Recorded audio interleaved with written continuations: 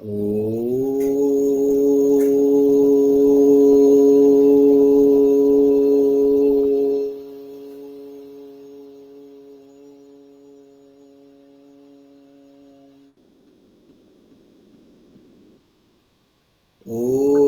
सहनाववतु सहनौ भुनक्तु सह वीर्यं करवावहै तेजस्विनावधीतमस्तु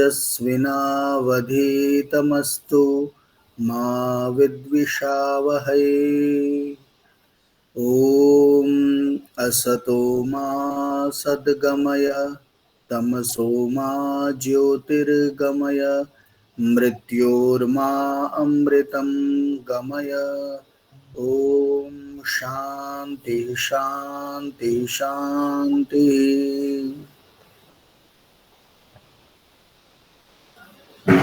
आज गुरुवार के दिन इस एमए इन हिंदू स्टडीज की आभासीय पटल पर आयोजित होने वाली कक्षाओं के क्रम में कर्म के सिद्धांत के विषय में मैं आपके समक्ष कुछ अपने विचार और शास्त्रोक्त जो प्रमाण हैं उनके माध्यम से बात प्रस्तुत करने का प्रयत्न करूंगा। अभी जैसे बात हो रही थी कि होली का पर्व अभी हम सभी ने मनाया, बहुत ही उल्लास के साथ, आनंद के साथ इस पर्व का हमने आयोजन किया। मैं अभी पढ़ भी रहा था और मैं समझ भी रहा था कि इन पर्वों के आयोजन के पीछे क्या रहस्य रहा होगा, क्या कारण रहा होगा। होली का पर्व है, जब इस दृष्टि से देखते हैं तो हमारे यहाँ एक सुंदर उक्ति है, उत्सव प्रियाः खलु भारतीयाः। ये कालिदास कहते हैं कि भारतीय होते हैं वो तो उत्सव प्रिय होते हैं, उनको उत्सवों के माध्यम से कुछ न कुछ अपने आनंद को अभिव्यक्त करने का अवसर चाहिए।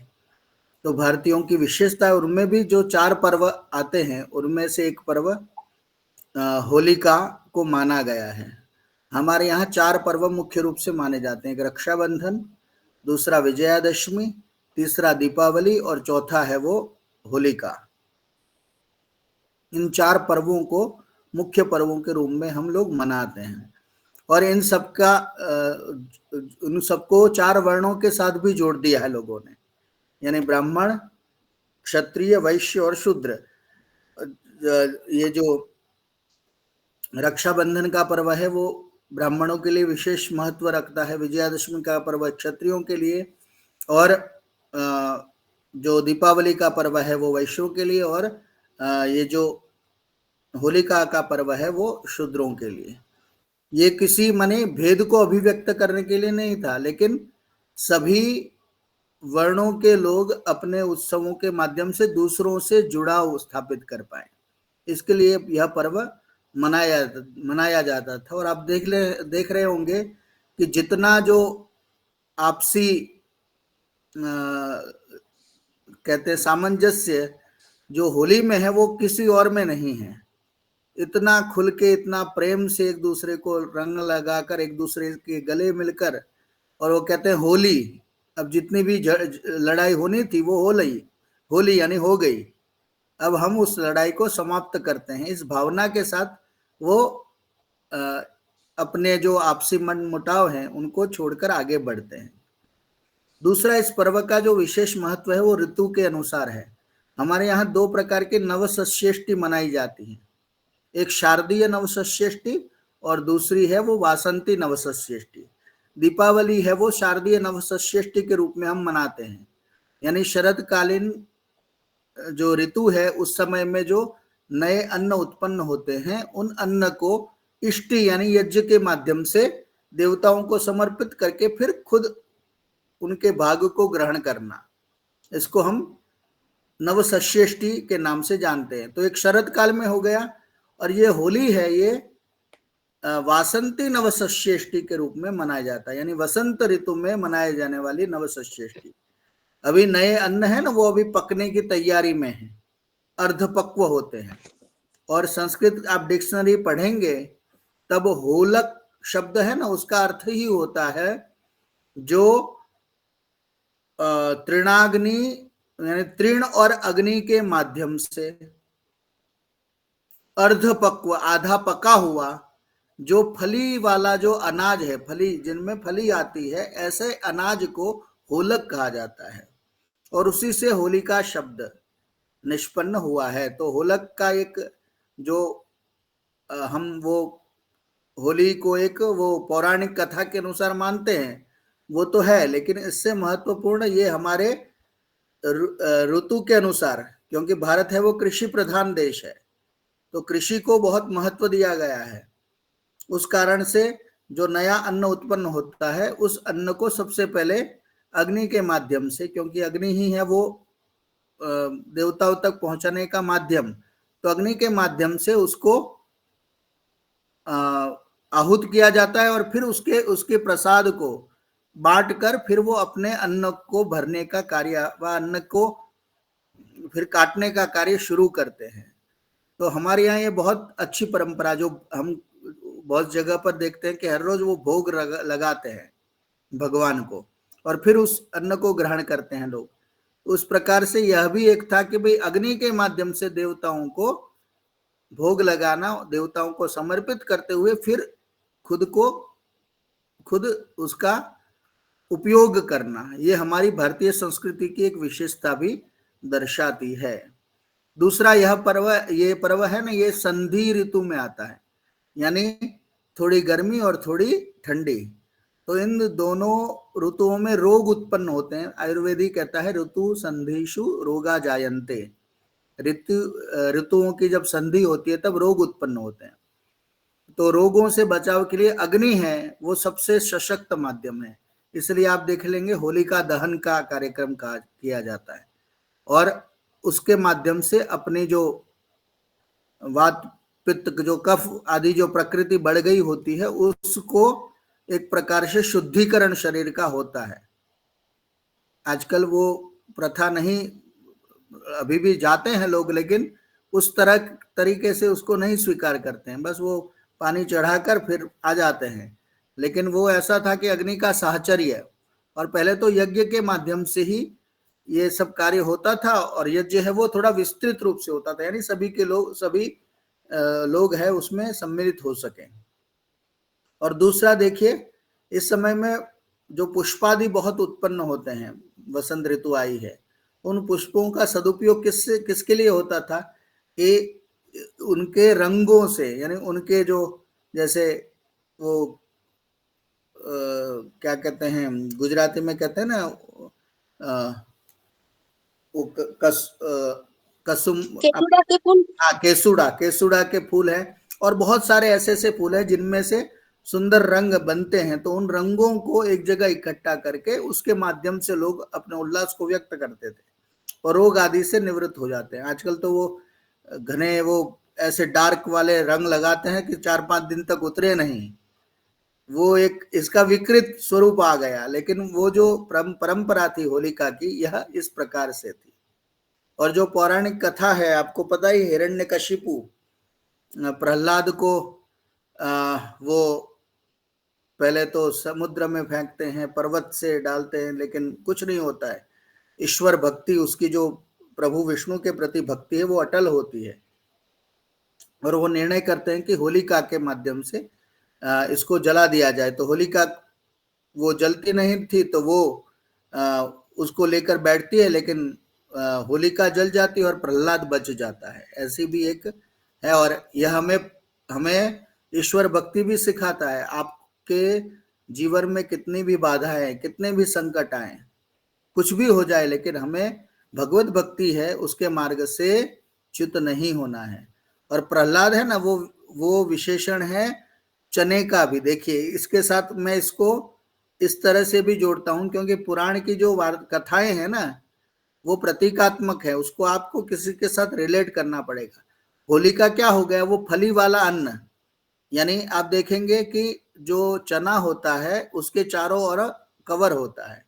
जब आप अग्नि में तपाएंगे ना तो क्या होगा, वो कवर जल जाएगा, लेकिन बीच में जो भाग होता है चना जिसको कहते हैं, उसको संस्कृत में प्रहलाद कहा जाता है। तो प्रहलाद है ना वो बहुत स्वादिष्ट हो जाता है। प्रहलाद है वो एकदम मुलायम और मधुर हो जाता है। तो ये प्रहलाद है वो इसका भी प्रतीक है। देखिए, इसको आप इस तरह से भी जोड़ सकते हैं। प्रहलाद का अर्थ चना होता है और उसके चारों तरफ जो कवर लगा होता है उसका नाम होलिका होता है।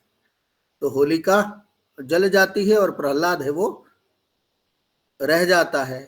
तो उस तरह से इसको आप ऐसे भी जोड़ सकते हैं। बहुत विस्तार से इसके विषय में चर्चा हो सकती है, लेकिन गुरुजी, ये हाँ, संस्कृत में ऐसा है कि मतलब प्रहलाद का अर्थ चना होता चना है? होता है। हाँ जी, बिल्कुल। अच्छा, एक गुरुजी और मेरा प्रश्न था, कल भी मेरे मन में आया था कि वैष्णवों में तो मतलब ये है कि होलिका जो थी उन्होंने तो इंटेंशन ये थी कि प्रहलाद जी को परेशान करें, तो हाँ उनको जी। पूजा क्यों जाता है, ये बात नहीं समझ आती। नहीं, ये तो है ना, प्रतीक के रूप में होलिका जल जाती है, लेकिन जो जो हमारे सच्चे विचार होते हैं, प्रहलाद की तरह जो जिसके मन में अटल शक्ति होती है ना, वो तो नहीं जल पाता है। इसलिए होलिका को जलाकर वो जो नाश करना, यानी होलिका रूपी जो दुष्ट विचार है उसका नाश करना, वो इस संदर्भ में लोग मनाते हैं, मुझे ऐसा लग रहा है।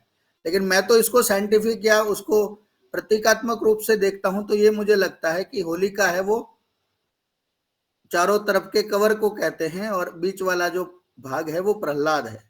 तो प्रहलाद बच जाता है। तो उसको आप इस माध्यम से देख सकते हैं। जलाने का तो कोई कोई उसके पीछे भी कोई स्टोरी रही होगी, मुझे एग्जैक्ट पता नहीं है। लेकिन ये है कि आसुरी जो है वो प्रज्वलित हो जाए, वो जल जाए, और जो हमारे दिव्य विचार है वो अग्नि के समान प्रदीप्त हो जाए। इस कारण से होलिका दहन किया जाता है। मूल जो इसका जो है वो तो, ये देखिए, कथाएं तो बाद में जुड़ती गई। रक्षाबंधन को आप देखो, लोग अकबर और उसके साथ दुर्गावती के साथ जोड़ देते हैं, लेकिन जो मूल जो है वो तो हमारे यहाँ रक्षाबंधन तो है ना, वो चातुर्मास का प्रारंभ हो जाता है उस समय, श्रावण महीने का। तो उस दिन वो सब यज्ञोपवीत परिवर्तन करते हैं। अब बाद में फिर उसमें रक्षा सूत्र, भाई बहन का त्योहार हो गया। तो उस तरह से परिवर्तन होते रहते हैं, लेकिन ये मूलतः हमारे यहाँ जुड़े हैं वो खेती और कृषि से संबंधित ये पर्व को हम देखते हैं, इतना निश्चित है जी।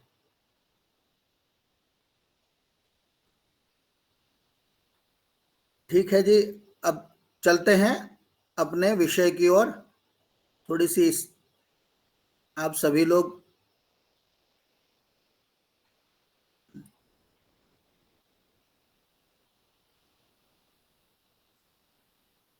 एक मिनट, उसको मैं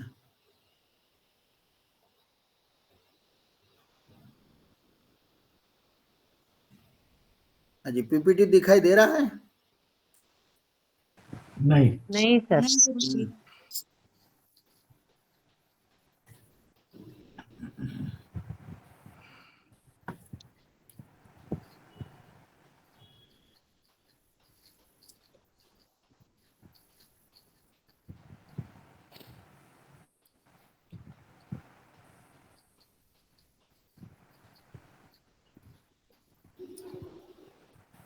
हमने पिछले व्याख्यान में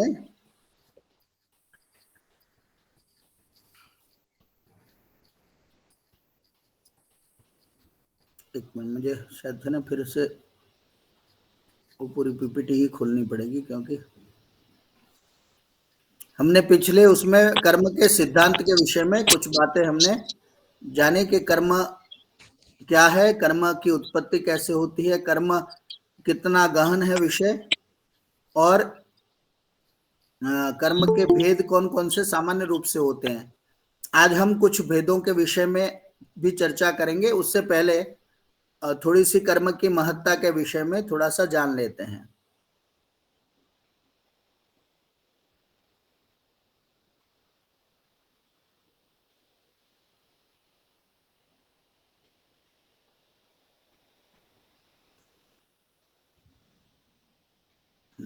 अब शायद आपको दिखाई दे रहा होगा।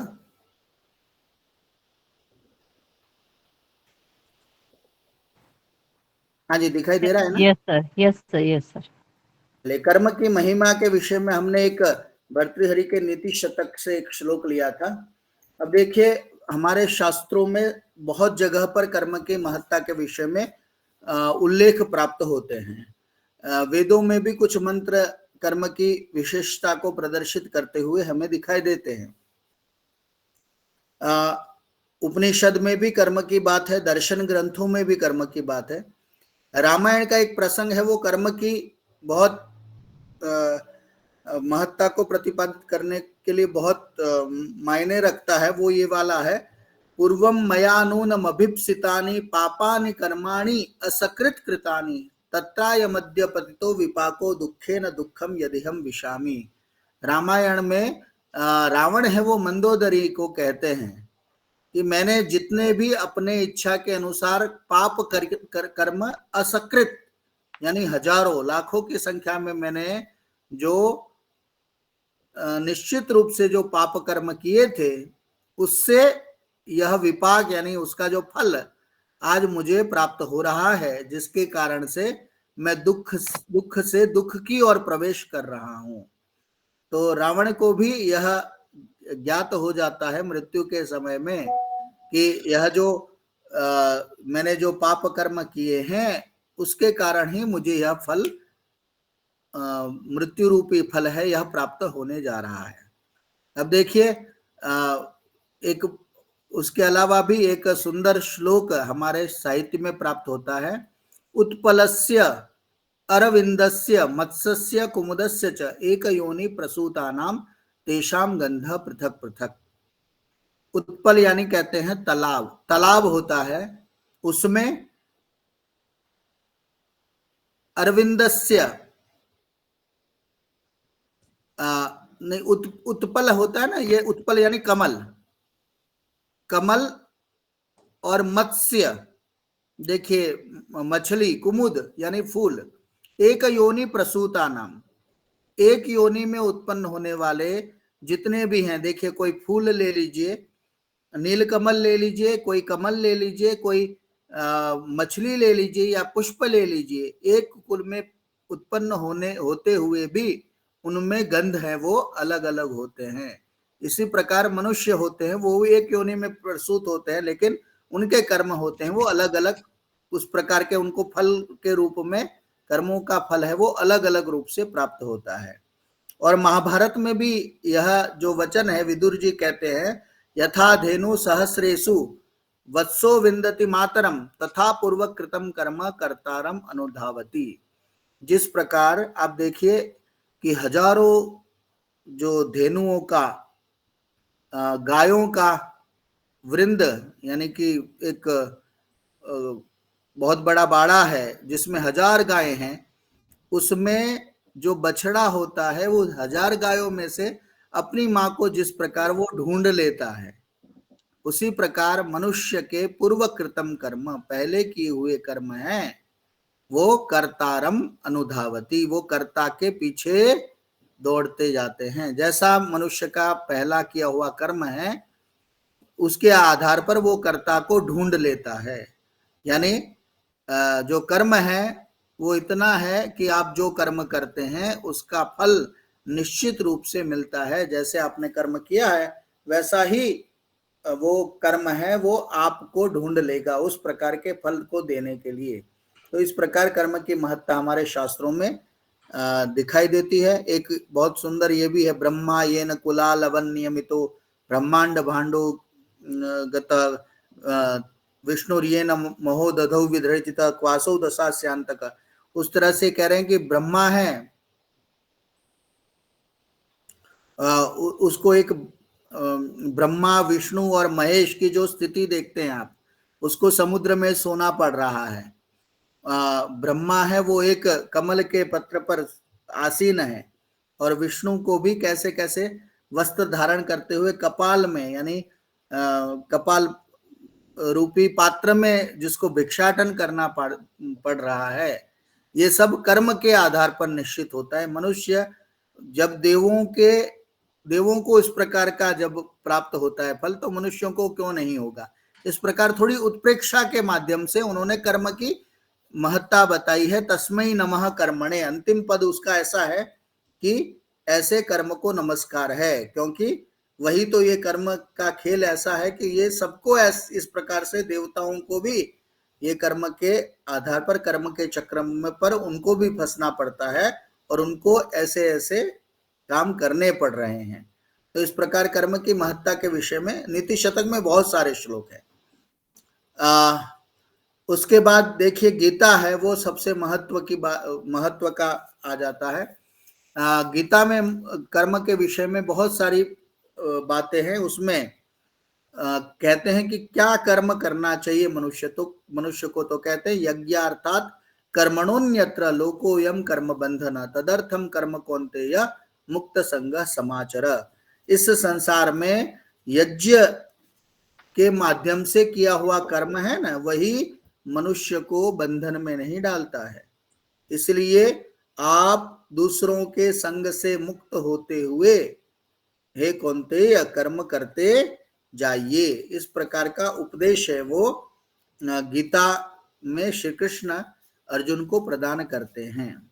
और उसके बाद मनुष्य को कैसे कर्म करने चाहिए, इसका एक सुंदर उदाहरण देते कहते हुए है पद्म पत्र मिवाम्बसा। जो दूसरे पद का अंतिम है ना, वो शब्द को आप देखिए, पद्म पत्र यानी कमल का पत्र। जिस प्रकार पानी से लिप्त नहीं होता, पानी में होते हुए भी वो पानी से ऊपर उठा रहता है, उसी प्रकार जो व्यक्ति ब्रह्म को अपने मन में रखते हुए कर्म करता है, संग को छोड़कर, आसक्ति रहित होकर, ब्रह्म को मन में ध्यान करते हुए, ब्रह्म का मन में ध्यान करते हुए जो यह कर्म करता है, तो वो पाप से लिप्त नहीं होता है। जिस प्रकार पानी से वो कमल पानी में होते हुए भी उससे अलिप्त रहता है, उसी प्रकार आपको भी इस संसार में कर्म करते हुए इस प्रकार अलिप्त रहते हुए कर्म को करना है। और कर्म को सिखाने के लिए और कहीं नहीं आएंगे।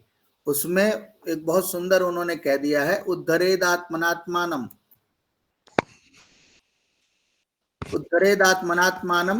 नात्मानम अवसादयेत आत्मेव यात्मनो बंधुर आत्मेव रिपुरात्मनः।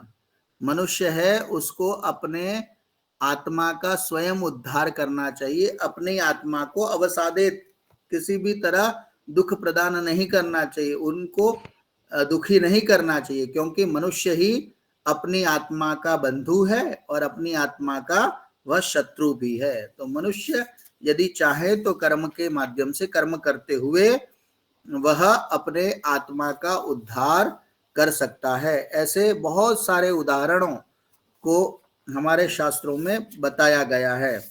देखिए एक वो वाला भी आपने सुना होगा कि जानामि धर्मम न च मे प्रवृत्ति जानाम्य धर्मम न च मे निवृत्ति जानाम्य धर्मम न च मे प्रवृत्ति तथापि केनापि देवकृतेन। उस तरह से ये दुर्योधन कहते हैं कि भाई मेरी है ना, मैं धर्म को जानता हूं लेकिन मेरी धर्म में प्रवृत्ति नहीं है, मैं अधर्म को भी जानता हूं लेकिन उससे मेरी निवृत्ति नहीं है। मैंने जो पहले किए हुए कर्म हैं उन कर्म के आधार पर मैं बस कर्म करता जाता हूं, मैं उससे छूट नहीं पाता हूं।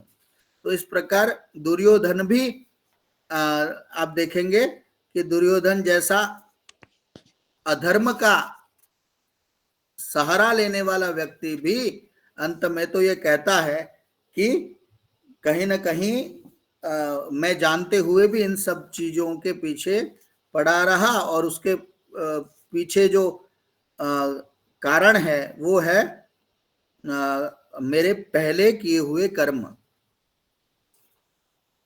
मैं उस श्लोक को मैं देख रहा था लेकिन मिल नहीं रहा है। वो पूरा श्लोक इस तरह से, जानामि धर्मम न च मे प्रवृत्ति जानाम्य धर्मम न च मे निवृत्ति।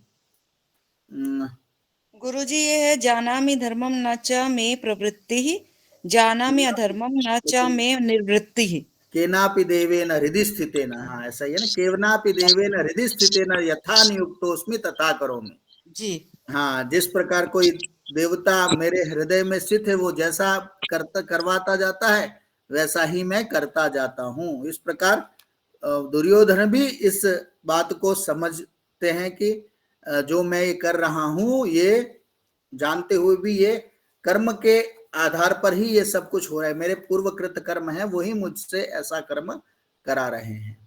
अब चलते हैं कर्म की महत्ता के विषय में। आप भी बहुत कुछ आप प्राप्त कर लेंगे, उसके विषय में बहुत कहने की आवश्यकता नहीं है। अब चलते हैं कर्म सिद्धांत की मान्यताएं। देखिए, कर्म सिद्धांत को यदि हमें परिभाषित करना है तो उसकी 3 मान्यताओं को अच्छी तरह से समझ लेना पड़ेगा। इन 3 मान्यताओं के आधार पर कर्म के सिद्धांत को आप सरलता से समझ पाएंगे। सबसे पहला जो है वो है कार्य कारण सिद्धांत। कार्य कारण सिद्धांत है ना, ये कर्म सिद्धांत में बहुत महत्वपूर्ण स्थान रखता है। ठीक है, इसको मैं आगे भी समझा भी रहा हूं। तो कारण कार्य सिद्धांत के द्वारा ही यह संपूर्ण संसार है वो चलायमान है। आप किसी भी चीज को हम कार्य कारण सिद्धांत से अलग नहीं कर सकते। तो ये कर्म सिद्धांत है, इसमें भी कारण कार्य कारण सिद्धांत है वो लागू हो रहा है, और इसको जानेंगे तो कर्म सिद्धांत को आप मान लेंगे। दूसरा है मनुष्य का कर्म स्वातंत्र्य। कर्म सिद्धांत में जो दूसरी मान्यता है कि मनुष्य है वो कर्म करने में पूर्णतया स्वतंत्र है, वो किसी और के अधीन नहीं है। भले हम लोग समझाने की दृष्टि से कह दें कि भाई ये तो सब भगवान करा रहा है, हम कर रहे हैं, लेकिन परमात्मा ने हमें जाति आयु भोग के रूप में जो फल प्रदान कर दिया है, उसके बाद हमारे ऊपर आधार रखता है कि हम कैसे कर्म करें और कैसे कर्म करते हुए हम अपने जीवन को अच्छा बनाए या अपने जीवन को बुरा बनाए। तो मनुष्य ने एक अधिकार दे रखा है, मनुष्य को एक अधिकार दे रखा है परमात्मा ने कि आप कर्म करने में स्वतंत्र हैं। और तीसरी जो इसकी मान्यता है वो है फल प्राप्ति में जीव है वो ईश्वराधीन है।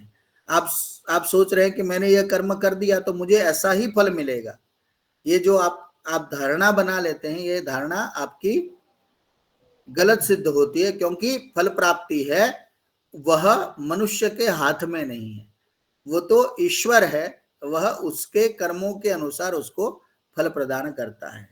अब आप देखिए, ये मत सोचिए कि ईश्वर है वो आपको कोई रिलैक्सेशन दे देगा, कुछ चीजों में छूट दे देगा। आपने जैसे कर्म किया है उसको वैसे ही फल प्रदान करेगा। ईश्वर दयालु है, लेकिन सबसे पहले वो न्यायकारी भी है। तो आपने जैसे कर्म किया है उसके अनुसार वो न्याय भी करता है, और न्याय के अनुसार आपको जिस कर्म का जितना फल प्राप्त होना चाहिए उतना ही फल प्रदान करता है। न उससे ज्यादा दे सकता है, न उससे कम दे सकता है। इसलिए ईश्वर है, उसके अधीन वो कर्म फल को प्रदान करना है। मनुष्य कर्म फल प्राप्ति में स्वतंत्र या उसका अधिकार नहीं है। ठीक है, ये 3 सिद्धांतों को आप कर्म सिद्धांत के मुख्य तत्व समझ लीजिए। कारण कार्य सिद्धांत, मनुष्य का कर्म स्वातंत्र, और फल प्राप्ति में जीव है वो ईश्वराधीन है। अब देखिए, एक एक को थोड़ा सा हम संक्षेप से समझते हैं।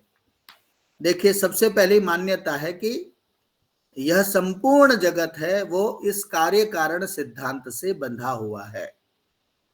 कार्य कारण सिद्धांत का अर्थ आपको पता चल गया होगा कि कार्य है तो उसके पीछे कोई ना कोई कारण होता है, और जब कारण होता है तो उसके माध्यम से फिर कार्य भी चलता है। यानी किसी भी कर्म को करने पर आप कार्य को कर रहे हैं, किसी भी कर्म को कर रहे हैं, तो उसके पीछे कोई ना कोई कारण अवश्य निहित होता है, और कारण के पीछे कोई ना कोई कार्य होता है। तो ये जो पूरा संसार है इस कार्य कारण सिद्धांत से बंधा हुआ है। जहां कार्य है वहां निश्चय से कारण होगा, और जहां कारण है वहां कार्य भी होगा। इसी को कार्य कारण सिद्धांत कहा जाता है। आप जो भी कार्य कर रहे हैं उसके पीछे निश्चित कारण होगा। इस जगत में कुछ भी अकारण कुछ नहीं होता। यहाँ पर दोबारा हो गया, इस जगत में कुछ भी अकारण नहीं होता। जो कुछ आज मनुष्य सुख या दुख का अनुभव कर रहा है वह कर्म का ही परिणाम है। जो आप किसी मनुष्य को सुखी देख रहे हैं या किसी मनुष्य को दुखी देख रहे हैं तो ये कर्म के आधार पर ही है। तो उसका कारण क्या है? हमारे पूर्वकृत कर्म। उसके लिए कोई अन्य उत्तरदायी नहीं है। भावी जीवन में जो कुछ प्राप्त करेगा वह उसके वर्तमान काल में किए जाने वाले कर्मों का ही परिणाम होगा। तो हम जो आज जो कुछ प्राप्त कर रहे हैं सुख या दुख, उसके पीछे कर्म कारण भूत हैं, और हम वर्तमान भविष्य में भी जो हमें फल प्राप्त होगा तो वो हमारे इस वर्तमान काल में किए जाने वाले कर्मों का ही परिणाम होगा। इस आधार पर कर्म और उसकी फल प्रक्रिया कारण कार्य के अनिवार्य नियम से ही शासित की जाती है।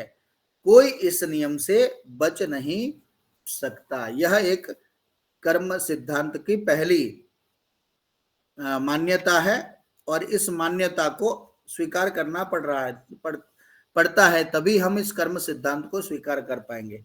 इस संसार में जो कोई व्यक्ति सुख को प्राप्त कर रहा है, दुख को प्राप्त कर रहा है, उसके पीछे कोई ना कोई कारण, यानी उसके कर्म ही कारणभूत हैं, और भविष्य में भी जो कुछ प्राप्त करेगा उसके पीछे भी हमारे कर्म ही कारणभूत होंगे। तो जो कार्य सुख दुख रूपी जो कार्य प्राप्त हो रहा है उसके पीछे कारण है वो कर्म है, और हमें भविष्य में भी जो कुछ प्राप्त होगा उसमें भी कारण हमारे कर्म ही रहेंगे। इस प्रकार इस कारण कार्य नियम के माध्यम से ही इस कर्म के सिद्धांत को हम सरलता से समझ सकते हैं।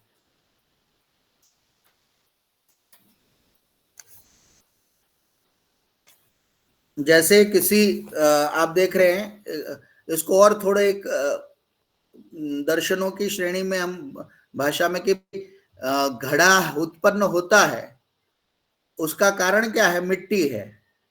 ठीक है, तो मिट्टी रूपी कारण से घड़ा रूपी कार्य सिद्ध हुआ। अब घड़ा नष्ट हो गया तो उसका जो कारण क्या है? मिट्टी है, वो उसी में मिल जाता है। तो कोई भी चीज है वो उसका नाश नहीं होता है, उसका परिवर्तन होता रहता है। तो हमारे कर्म हैं, वो कर्म के परिवर्तन के रूप में जब कर्म का परिणाम प्राप्त होगा तो हमें उसी के आधार पर सुख या दुख प्राप्त होंगे। ये एक कर्म सिद्धांत की प्रथम मान्यता है, कारण कार्य सिद्धांत। इसी को आप है ना तंतु और उसके माध्यम से समझ सकते हैं। कोई धागा है और कपड़ा है, तो कपड़ा जब नष्ट होता है वो धागे मान कपड़े के पीछे धागा कारण होता है और धागे से ही कपड़ा रूपी कार्य बनता है। तो ये कारण कार्य नियम उसमें भी लागू हो जाता है। तो कारण कार्य नियम है वो कर्म सिद्धांत में भी लागू होता है। दूसरा है वो मनुष्य का कर्म स्वातंत्र्य। कर्म सिद्धांत की बहुत महत्वपूर्ण मान्यता है और इसको हमें भी स्वीकार करना पड़ता है कि मनुष्य है वो संकल्प और स्वतंत्रता पर कर्म कर सकता है। मनुष्य अपने संकल्प करने में और कार्य करने में पूर्णतया स्वतंत्र है। एक सूत्र आता है पाणिनि का, स्वतंत्र कर्ता। कर्ता किसको कहते हैं? जो स्वतंत्र हो उसका नाम ही कर्ता है। यदि आपने थोड़ा सा भी व्याकरण पढ़ा होगा तो कर्तृ कारक आता है, कारक में कर्ता कारक होता है। तो कर्ता कारक की परिभाषा देते हुए पाणिनि लिखते हैं स्वतंत्र कर्ता, अर्थात जो स्वतंत्र है उसी का नाम कर्ता है। और इसी शब्द को हम दूसरे शब्दों में कहें कि जिसके अधीन शरीर प्राण इंद्रिय और अंतःकरण आदि हैं वह स्वतंत्र है। मनुष्य चाहे तो अच्छे कार्य भी कर सकता है और बुरे कार्य भी कर सकता है। शरीर उसके अधीन है, प्राण भी उसके अधीन है। देखिए प्राण परमात्मा ने दिए हुए हैं, लेकिन जब वो उस प्रकार के कर्म करेगा तो प्राणों को समाप्त भी कर सकता है। इंद्रियों का भी और अंतःकरण भी है, वो भी उसको भी संयमित करने में मनुष्य स्वतंत्र है। इसीलिए देखिए कर्ता शब्द को की व्याख्या करते हुए कहते हैं कर्तुम अकर्तुम अन्यथा च कर्तुम समर्थः कर्ता।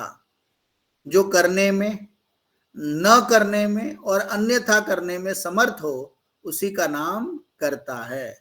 ठीक है, स्वतंत्र मनुष्य कर्म करने में स्वतंत्र है। तो अब स्वतंत्र किसको कहते हैं? जो करता है वो स्वतंत्र है, जो करने वाला है वो स्वतंत्र है। तो कर्ता किसको कहते हैं? तो कह रहे जो करने में, न करने में और अन्यथा करने में समर्थ है, वह करता है। जो मनुष्य को कर्म करने में स्वतंत्र न माना जाए तो वो कर्म के लिए उत्तरदायी नहीं माना जा सकता। अब देखिए, बहुत सारे लोग ऐसे सामान्य रूप से हम भी कहते हैं कि भाई हम कहाँ काम कर रहे हैं, ये तो भगवान करवा रहे हैं हमारे से, ये सब कुछ उसकी कृपा से ही हो रहा है।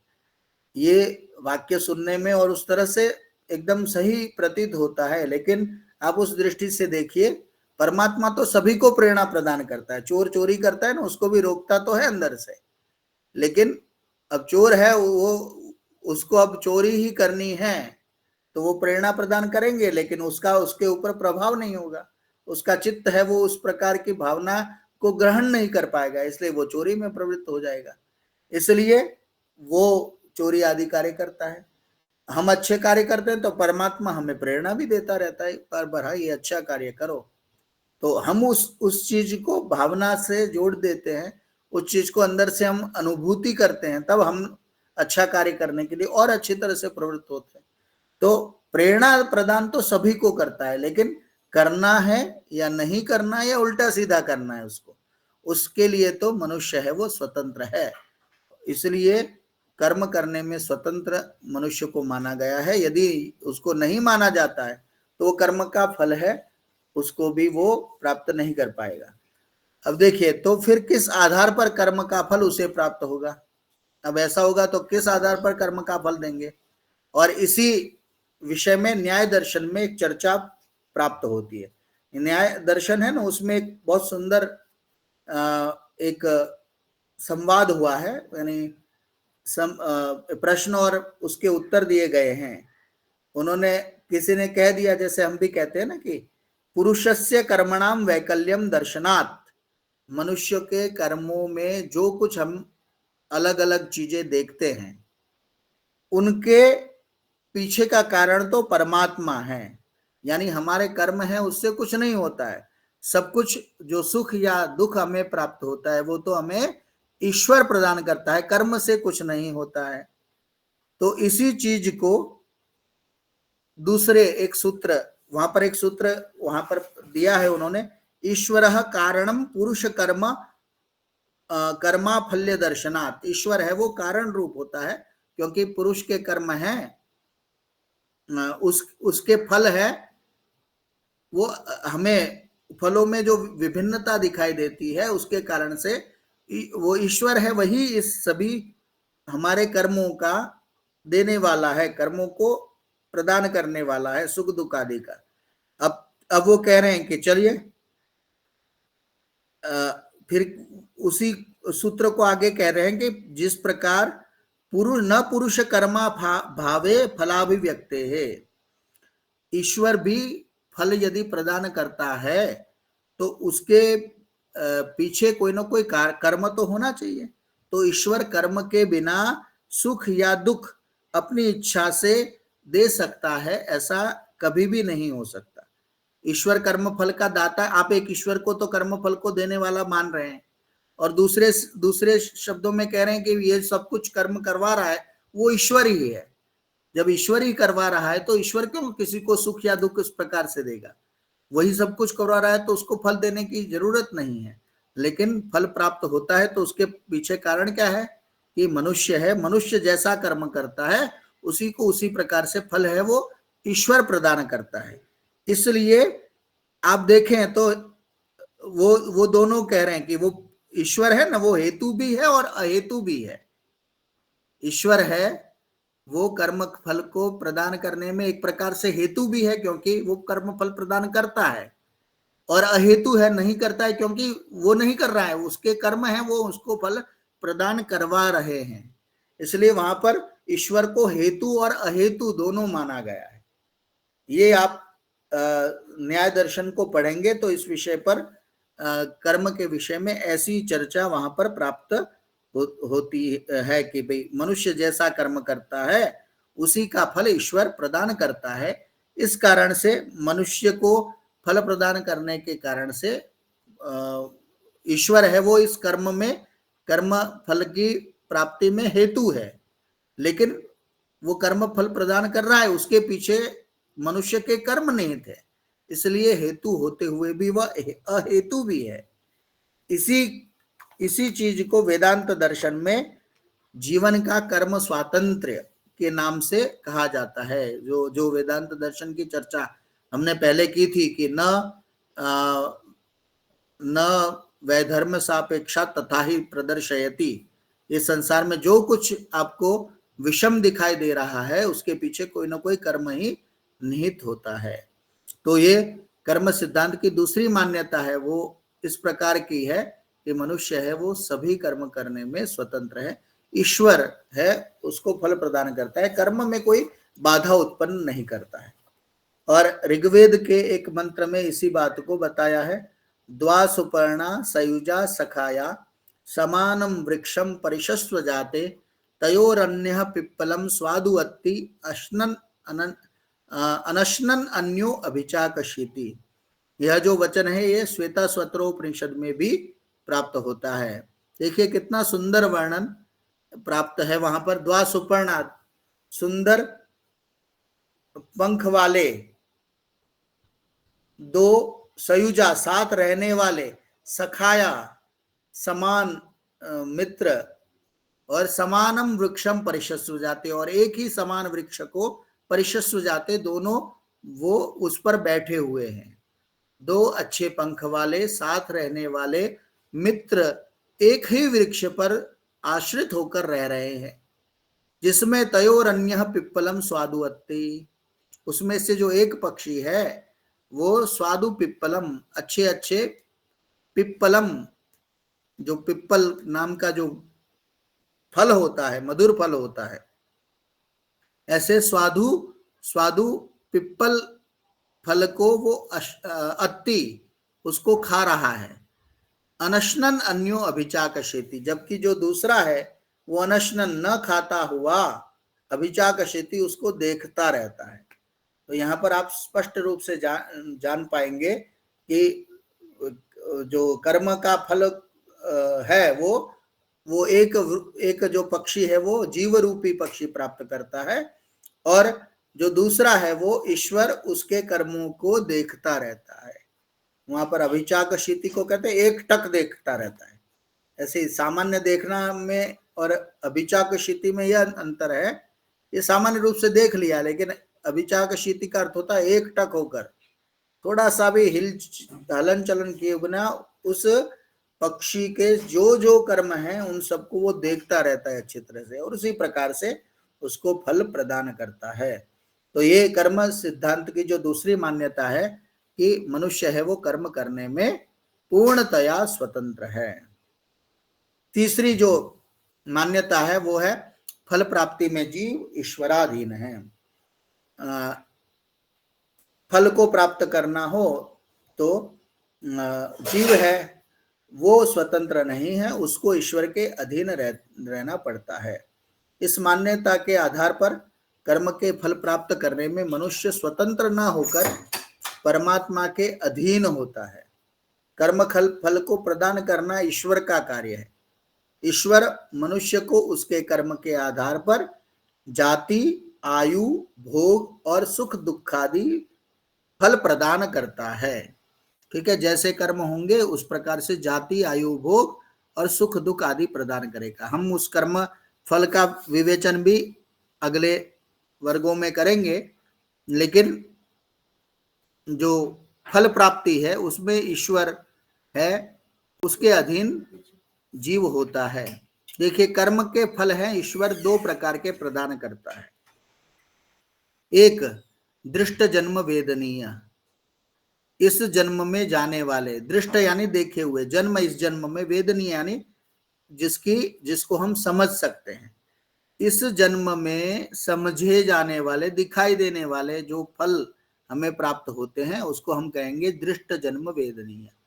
कुछ हमने कार्य किया, हमने परीक्षा प्रदान की तो हमें सीधा रिजल्ट मिल गया, ठीक है, उसके आधार पर रिजल्ट प्राप्त हो गया, परीक्षा फल मिल गया, तो हम हमारे देखते ही मिल गया।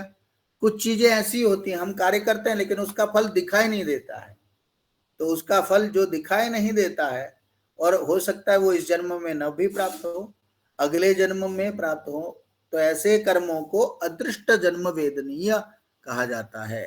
जो इस जन्म में दिखाई न देने वाले जो फल होते हैं उसको अदृष्ट जन्म वेदनीय उसको कहा जाता है। ठीक है, दो प्रकार के फल ईश्वर प्रदान करता है, एक तो इस जन्म में प्राप्त होने वाले फल और दूसरे इस जन्म में न दिखाई देने वाले, न प्राप्त होने वाले, यानी कि पुनर्जन्म में प्राप्त होने वाले जो फल हैं उसको अदृष्ट जन्म वेदनीय कहते हैं। तो फल प्राप्ति है वो उसको प्रदान करने में मनुष्य है वो ईश्वर के अधीन है। गीता में भी इसलिए श्री कृष्ण कह रहे हैं ना कि न कर्म फल हेतु भू माते संगोस्त कर्मणि कर्मण्येवाधिकारस्ते मां फलेषु कदाचन। आपका अधिकार तो मात्र और मात्र कर्म में है, फलों में, फल प्राप्ति में नहीं है। मां कर्म फल हेतु भू माते संगोस्त कर्मणि। ठीक है, आप है वो कर्म फल में हेतु मत होइए, कारण मत होइए, कर्म फल के आप कारण नहीं है, और आपकी माते संगोस्त्व कर्मणि, और आप अकर्म में भी आपका संग नहीं होना चाहिए। तो कर्म करने की प्रेरणा उस तरह प्रदान करते हैं श्री कृष्ण जी भी। वहां पर भी कहा है कि कर्म को फल प्राप्त, कर्म के फल की प्राप्ति में जो मनुष्य है वो ईश्वर के अधीन है। मनुष्य को फल का है वो निर्णय नहीं करना चाहिए, या करता है तो कहीं ना कहीं वो गलत साबित होता है, क्योंकि वह हमारे हाथ की बात नहीं है। तो ये कर्म सिद्धांत की 3 मान्यताएं हैं, वो कर्म सिद्धांत को और अधिक स्पष्ट करते हैं। अब देखिए भाग्य और पुरुषार्थ में भेद। मैं अभी एक कुछ पढ़ रहा था विकर्म के संबंध में, चलिए उस समय ही चर्चा करेंगे।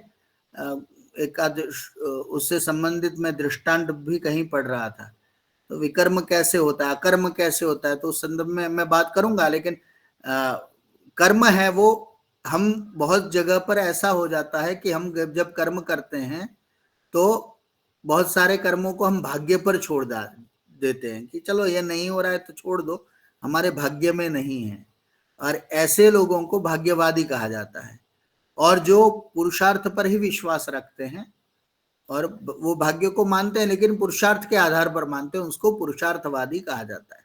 तो भाग्यवादी और पुरुषार्थवादी में क्या भेद है, इसको भी थोड़ा समझ लेते हैं। सबसे पहले देखिए कि भाग्यवादी मानते हैं कि सब कुछ निश्चित है और भाग्य के कारण जुड़ा हुआ है। ये नीति शतक का ही श्लोक आपके समक्ष रख दिया मैंने। रवि निशा करयोर्ग्रह पीडनम गज भुजंग विहंगम बंधनम मतिमतांच निरीक्ष दरिद्रताम विधिरहो बलवानिति मे मति। थोड़ा सा स्पेलिंग मिस्टेक हो चुका है। हाँ, गजब, हाँ देखिए, रवि निशा करयोर ग्रह पीड़नम, सूर्य और चंद्रमा को ग्रहण लग जाता है उसके कारण से पीड़ा। गज हाथी, भुजंग यानी सांप, और विहंगम और पंछियों का बंधन, और मतिमताम च निरीक्ष दरिद्रताम, और जो पंडित होते हैं, जो बुद्धिमान होते हैं, उनकी गरीबी को देखकर मैं मति ही, मेरी मति क्या कहती है कि विधि रहो बलवान, विधि है वो बहुत बलवान है। विधि ही यहाँ पर सब कुछ उन सबके पीछे कारण है। आप देखिए सूर्य भी पूरे दिन भर वो अपना पुरुषार्थ करता है, लेकिन एक दिन वो भी राहु केतुओं के द्वारा ग्रस लिया जाता है। चंद्रमा है वो भी देखिए पूर्ण रात्रि में वो शीतलता प्रदान करता है, लेकिन उसको भी ग्रहण लग जाता है। हाथी कितना विशाल है, सर्प कितना भयंकर है, और पंछी है वो उनके पास पंख है, लेकिन उनको भी लोग बांध देते हैं। और विद्वान व्यक्ति हो, बुद्धिमान व्यक्ति हो, वो भी आप गरीब देखेंगे। तो इन सब को देखकर कवि कहते हैं कि मेरी तो बुद्धि यह कहती है कि सबसे अधिक है वो विधि, बलवान है, मनुष्य का कर्म महान नहीं है, उसके पीछे उसका भाग्य है, वो बहुत बलवान है। तो नीति शतक और अन्य साहित्य के ग्रंथों में भाग्य के समर्थन में कई संदर्भ प्राप्त होते हैं। इसका आशय यही है कि मनुष्य को प्रयत्न करने पर भी सफलता न मिलने पर भाग्य को मान लेने से उसे सांत्वना प्राप्त होती है। देखिए, पुरुषार्थवादी भी भाग्य को स्वीकार करते हैं, लेकिन वो पुरुषार्थ के आधार पर भाग्य का निर्धारण करते हैं, जबकि भाग्यवादी होते हैं वो पुरुषार्थ पर विश्वास नहीं करते हैं और वो मात्र और मात्र भाग्य के सहारे बैठ जाते हैं। तो ऐसे भाग्यवादियों को हमारे साहित्यकारों ने कोसा है कि नहीं, आपको प्रयत्न तो करना है। ऐसा ही एक श्लोक फिर नीति शतक में भर्तृहरि फिर बोलते हैं कि उद्योगिनम पुरुष सिंहमुपैति लक्ष्मी दैवेन देयमिति का पुरुषा वदन्ति दैवं निहत्य कुरु पौरुषमात्म शक्या यत्ने कृते यदि न सिद्ध्यति कोत्र दोषः। जो उद्योग करने वाला होता है पुरुष, वही लक्ष्मी को प्राप्त करता है। दैवेन देयमिति, भाग्य के द्वारा दे दिया जाएगा, ऐसा तो कायर लोग बोलते हैं। दैवम निहत्य कुरु पौरुषमात्म शक्या, भाग्य को एक बाजू रखकर आप अपनी आत्मशक्ति से, आत्मविश्वास के साथ आप पुरुषार्थ करिए। यत्ने कृते यदि न सिद्ध्यति कोत्र दोष, आप प्रयत्न करते हैं और यदि आपका प्रयत्न सिद्ध नहीं होता है तो आपका उसमें दोष नहीं है। आपने जो प्रयत्न किया है वो कभी विफल नहीं होगा। वही सोच लीजिए कि उसका फल है वो आपको उसी क्षण थोड़े समय में नहीं प्राप्त हो रहा है, बाद में जाकर उसका फल हमें प्राप्त होता है। और सांत्वना प्रदान करने के लिए जब मनुष्य प्रयत्न करता है और प्रयत्न करने पर सफलता न प्राप्त हो तो हताश हो जाता है, और हताशा से बचाने के लिए हमारे कवि हैं या हमारे साहित्यकार हैं, उन्होंने कहीं ना कहीं इस प्रकार से कहा कि चलो कोई बात नहीं, भाग्य को दोष दे दो, तुमने तो भाई मेहनत की लेकिन किस्मत आपकी खराब थी, आपका भाग्य है वो नहीं था, इसलिए आपको वो प्राप्त नहीं हो सका। थोड़े समय में आपका भाग्य उदय हो जाएगा। बहुत सारे आप देखेंगे ना कि इस तारीख से इस तारीख तक आपका भाग्य रुका हुआ था, आपका है ना, वो भाग्योदय नहीं था, अब देखिए इस समय से आपका भाग्योदय होना शुरू हो जाएगा। ये सांत्वना प्रदान करने के लिए ये हमारे साहित्यकारों ने, सामाजिकों ने कहिए, या जो हमारे मनीषी लोग हैं, उन्होंने एक विचार व्यक्त किया कि कोई बात नहीं, आप मेहनत कर रहे हैं, प्राप्त नहीं हो रहा है तो आप इसको भाग्य के सहारे छोड़ दीजिए, भाग्य का दोष मानते हुए आप उससे निराश मत होइए, आपने कर्म किया, अवश्य आपको फल मिलेगा। तो आश्वासन देने के लिए, सांत्वना देने के लिए ये भाग्य का सहारा लिया जाता है। अब देखिए, जबकि पुरुषार्थवादी कहते हैं कि पुरुषार्थ से ही सब संभव है, पुरुषार्थ के बिना भाग्य बन ही नहीं सकता। और बहुत सुंदर ये श्लोक है, ये श्लोक है ना, ये हितोपदेश का है और इतना सुंदर है, आपको सरलता से समझ में आ जाएगा। इसमें थोड़ा सा सौंदर्य भी है। यस्माच्च येन च यथा च यदा च यच्च यावच्च यत्र च शुभमात्म कर्म तस्माच्च तेन च तथा च तदा च तच्च तावच्च तत्र च विधातृवशादुपैति। आप देख रहे हैं यहां पर पहले पद में य का प्रयोग, य अक्षर का प्रयोग, यदा, यस्मात्, यथा, येन, यत्, उसी तरह आप नीचे में तदा, तस्मात्, तथा, तच्च, तत्, तावत्, इस तरह का प्रयोग आप देखेंगे।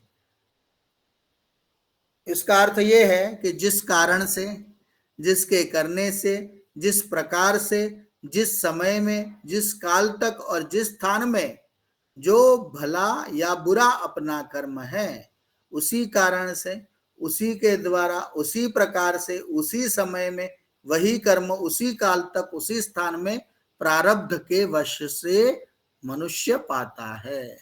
माने मनुष्य ने जैसा कर्म जिस समय जैसी स्थिति में किया है, उस समय उसी कारण से उसी स्थिति में मनुष्य को प्राप्त होगा।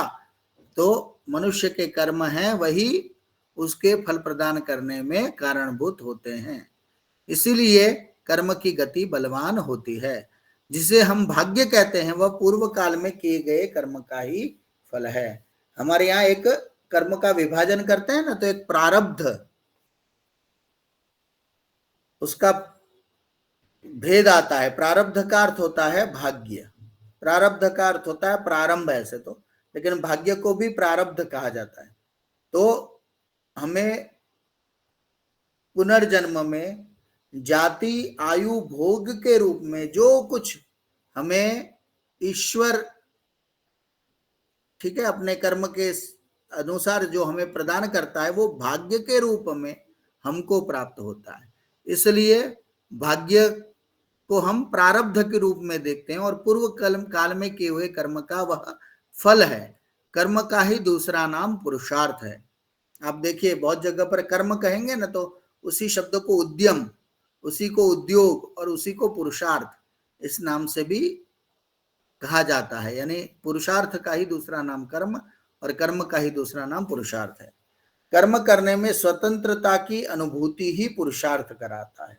आप मेहनत करेंगे ना, तो आपको कर्म करने में स्वतंत्र है इसकी अनुभूति वो मेहनत से पता चलेगी। आपने जैसी मेहनत की, कोई खिलाड़ी है वो अपने खेल में पूरा प्रयत्न करता है और उस प्रयत्न को और आगे बढ़ाता है और उसके माध्यम से उसको सफलता प्राप्त होती है, तो वो क्या कहता है कि मेरा यह पुरुषार्थ सफल हुआ।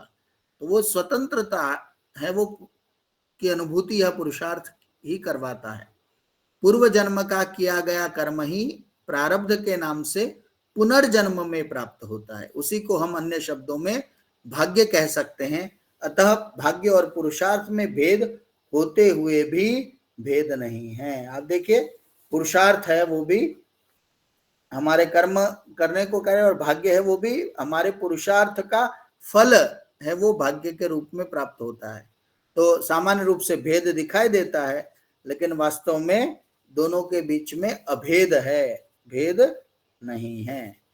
इस प्रकार आप कर्म के सिद्धांत को इन तीन मान्यताओं के माध्यम से स्पष्ट कर सकते हैं। अब इस संदर्भ में कोई प्रश्न हो तो आप कर सकते हैं, नहीं तो फिर आगे चल रहे हैं। थोड़ा सा मेरा बोलना ज्यादा हो रहा है आप लोगों की।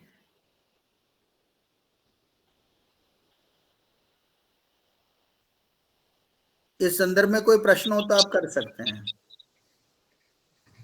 नहीं गुरुजी, कर्म के सिद्धांत को समझ रहे हैं ना आप तो पूर्ण रूप हाँ से? जी, यस यस।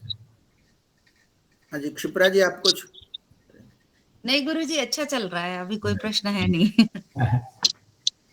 सब कुछ कवर हो गया ऑलमोस्ट, अच्छा चल रहा है। हाँ, लगभग कर्म का सिद्धांत है वो इस माध्यम से कवर हो जाएगा। और अब मैं आपको एक आध लेख भी भेजूंगा और ये पीपीटी भी भेज दूंगा, तो आपको स्पष्ट और हो जाएगा। एक बार आप नजर मार लेंगे तो भी आपको पता चल ही जाएगा।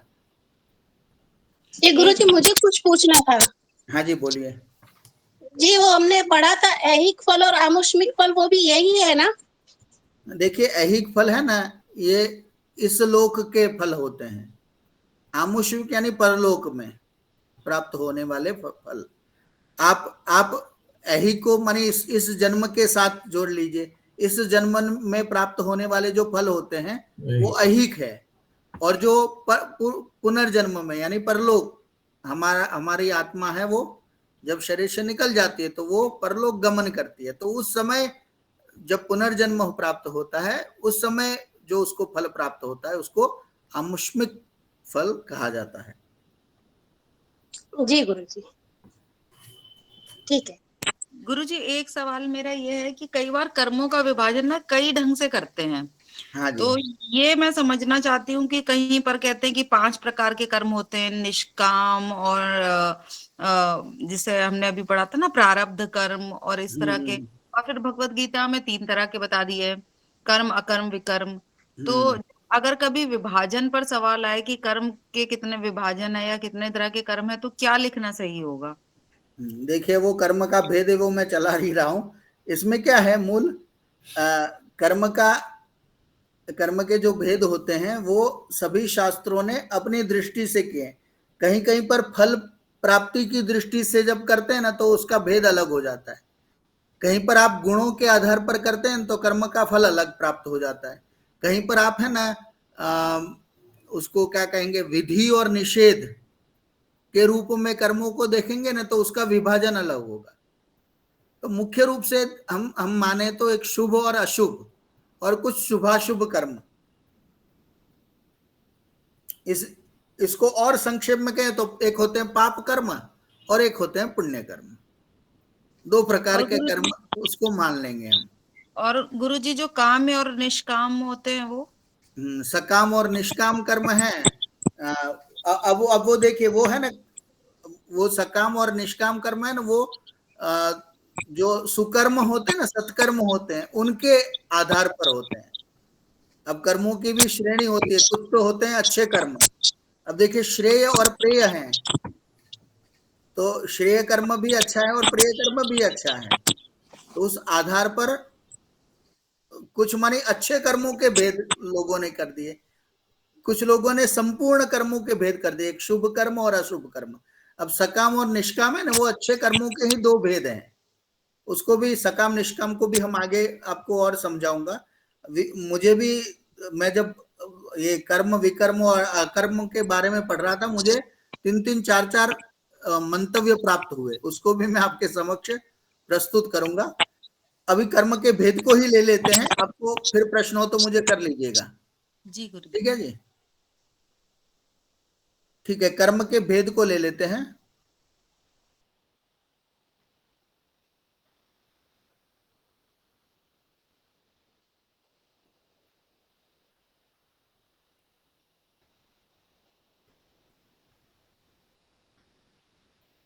कर्म के सिद्धांत को देख लेने पर कर्म के भेदों के विषय में स्वाभाविक जिज्ञासा उत्पन्न होती है।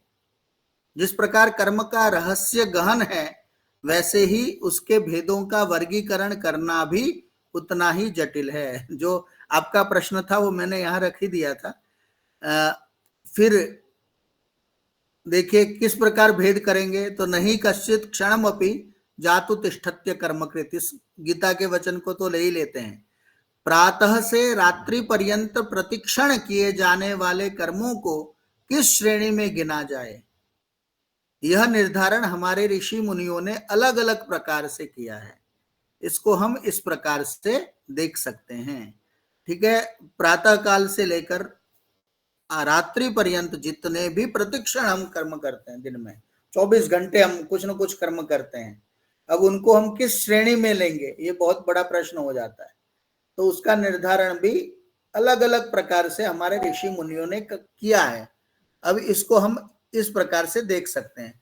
सबसे पहले कर्म के भेद जो मैंने कहे थे, क्रियमाण, संचित और प्रारब्ध कर्म, कर्म विकर्म और अकर्म कर्म, सकाम और निष्काम कर्म, शुक्ल कर्म, कृष्ण कर्म, शुक्ल कृष्ण कर्म और अशुक्ला अकृष्ण कर्म, श्रेय कर्म और प्रेय कर्म, अदृष्ट कर्म और अदृष्ट कर्म, कृत कर्म, कारित कर्म और अनुमोदित कर्म, शुभ कर्म, अशुभ कर्म और मिश्रित कर्म, सात्विक कर्म, राजसिक कर्म और तामसिक कर्म, मानसिक, वाचिक और कायिक कर्म, काम्य, निषिद्ध, नित्य, नैमित्तिक, प्रायश्चित और उपासना कर्म, क्लिष्ट और अक्लिष्ट कर्म, कर्तव्य और अकर्तव्य कर्म, प्राप, पुण्य और धर्माधर्म कर्म। तो इतने बहुत सारे भेद आपको मैंने दिखा दिए। अब किस आधार पर कौन से कर्मों का भेद किया जाता है, अब हम इसको क्रमशः देखते हैं। सबसे जो महत्वपूर्ण कर्म का जो भेद है वो हम समग्र रूप से देखें तो हमारे जीवन से संबंधित या हमारी मृत्यु और उसके बाद के जीवन से संबंधित 3 कर्म हैं, वो हमें बांधे रखते हैं। और इसी कर्म को क्रियमाण कर्म, संचित कर्म और प्रारब्ध कर्म कहा गया है। वेदों में इस विषय में कोई विशेष चर्चा प्राप्त नहीं होती है, लेकिन योग दर्शन में और इसके अलावा भी बहुत सारे ग्रंथों में क्रियमाण, संचित और प्रारब्ध कर्मों का उल्लेख हमें प्राप्त होता है। कर्म के विषय में दर्शनों में विशेषता चर्चा की गई है। तो दर्शनों में भी बहुत सारे दर्शनों में 2-2, 3-3 भेद हैं। तो यहाँ पर योग दर्शन है, योग दर्शनकार हैं, उन्होंने फल प्राप्ति की दृष्टि से मनुष्य को कर्मों का फल प्राप्त होता है, ठीक है, दूसरा जन्म उसको मिलता है, इस जन्म में जो कर्म करता है, तो इस समग्र दृष्टि से उन्होंने इनका 3 प्रकार से विभाजन किया। उसको हम कहते हैं क्रियमाण कर्म, संचित कर्म और प्रारब्ध कर्म। देखिए, क्रियमाण कर्म क्या है? जो वर्तमान में किया जाता है वह क्रियमाण कर्म कहा जाता है। जो हम इस समय भी कर रहे हैं, मैं पढ़ाने का कार्य कर रहा हूं ना, तो ये मेरा क्रियमाण कर्म है। मैं इसके बाद यदि शाम को घूमने जा रहा हूं, इवनिंग वॉक कर रहा हूं, तो वो मेरा क्रियमाण कर्म उस समय का।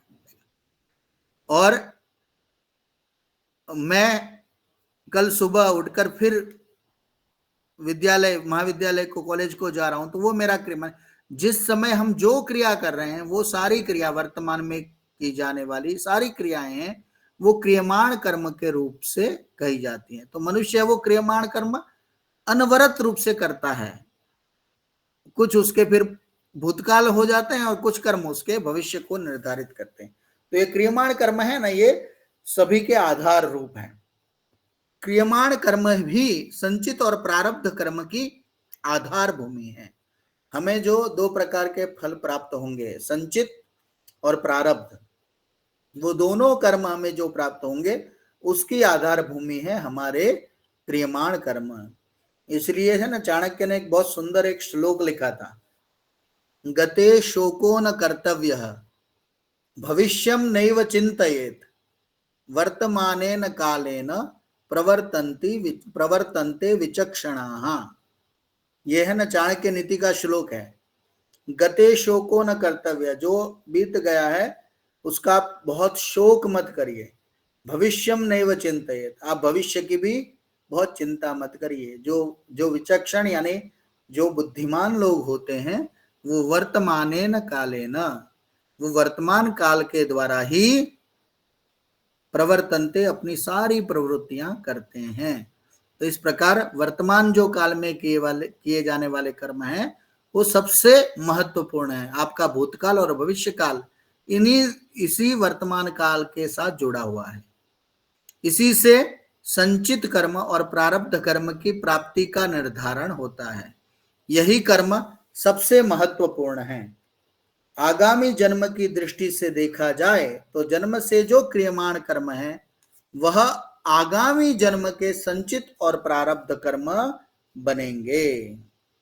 ठीक है, हमने इस समय जो कुछ कर्म किया है, उस कर्म को हम क्रियमाण कर्म की श्रेणी में ला देंगे, और इसी के आधार पर हमारे संचित और प्रारब्ध कर्म है, उसकी आधार भूमि बनेगी। तो क्रियमाण कर्म है, वो सरलता से आप समझ पा रहे हैं कि वर्तमान काल में किए जाने वाले कर्म, उसको हम क्रियमाण कर्म कहेंगे। ठीक है, वही मन, वाणी, शरीर आदि से वर्तमान काल में हम जो कुछ कर्म करते हैं वो क्रियमाण कर्म। अब दूसरा आ रहा है संचित कर्म। जो क्रियमाण का संस्कार ज्ञान में जमा होता है, उसे संचित कर्म कहते हैं। अब इसको इस तरह से और सरलता से समझ जाएंगे कि पूर्व जन्म से लेकर इस जन्म के होने तक जिन कर्मों का फल अब तक नहीं मिला, वे संचित कर्म की श्रेणी में आएंगे। आपने कर्म कर लिया, हो सकता है आपको तत्क्षण उस फल की प्राप्ति हो गई। आपने जैसे रसोई बनाई, ठीक है, तो रसोई बनाते हुए आपको भोजन की प्राप्ति हो गई, ये तत्क्षण उस फल की प्राप्ति हो गई। लेकिन बहुत सारे ऐसे कर्म होते हैं जिसके फल आपको प्राप्त नहीं होंगे। आपने कोई परोपकार का कार्य किया, आपने यज्ञ किया, तो यज्ञ का आपको तत्क्षण कोई लाभ एकदम नहीं दिखाई देगा, लेकिन वो जो आपका कर्म है जिसका फल आपको नहीं मिला है, यदि उस यज्ञ का फल प्राप्त हो गया तो वो तो ठीक है, लेकिन यदि वह फल प्राप्त नहीं होता है तो जब तक वो किए हुए कर्म जहां पर इकट्ठे होते हैं, जहां पर संचित यानी जमा होते हैं, उस श्रेणी को हम, उस कर्म को हम संचित कर्म की श्रेणी में लाएंगे। वर्तमान में भी कुछ कर्मों का फल प्राप्त होता है और कुछ कर्म का फल रह जाता है। तो जिनका फल प्राप्त हो गया वो तो अब कर्म किया, आपको उसी समय उसी दरमियान आपको उसका फल प्राप्त हो गया, तो वो संचित कर्म तो मिट गया, वो खत्म हो गया। लेकिन जिन कर्मों का फल आपको नहीं मिला है, वह सारे जो कर्म है वो संचित कर्म के रूप में आपके साथ, वो आपके साथ जुड़े रहते हैं। उनका संस्कार, उनकी जो कहते हैं ना, उनका सूक्ष्म स्वरूप है, वो आपकी आत्मा के साथ वो जुड़ा रहेगा। जब तक उसका फल प्राप्त नहीं होता है तब तक उसी ज्ञान में, उस क्रियमाण का संस्कार ज्ञान में जमा होता है। ठीक है, इसी को आप थोड़ा शास्त्रीय दृष्टि से देखेंगे तो जो क्रियमाण कर्म है उसके संस्कार हैं वो हमारे ज्ञान में जमा होते जाते हैं, और उसी ज्ञान को हम, जो जमा होते हैं उसी को हम संचित कर्म कहेंगे। तो वो संस्कार के रूप में, हमारे साथ वासनाओं के रूप में, हमारे साथ सूक्ष्म शरीर के रूप में जुड़े रहते हैं हमारे कर्म, उसको हम संचित कर्म कहेंगे।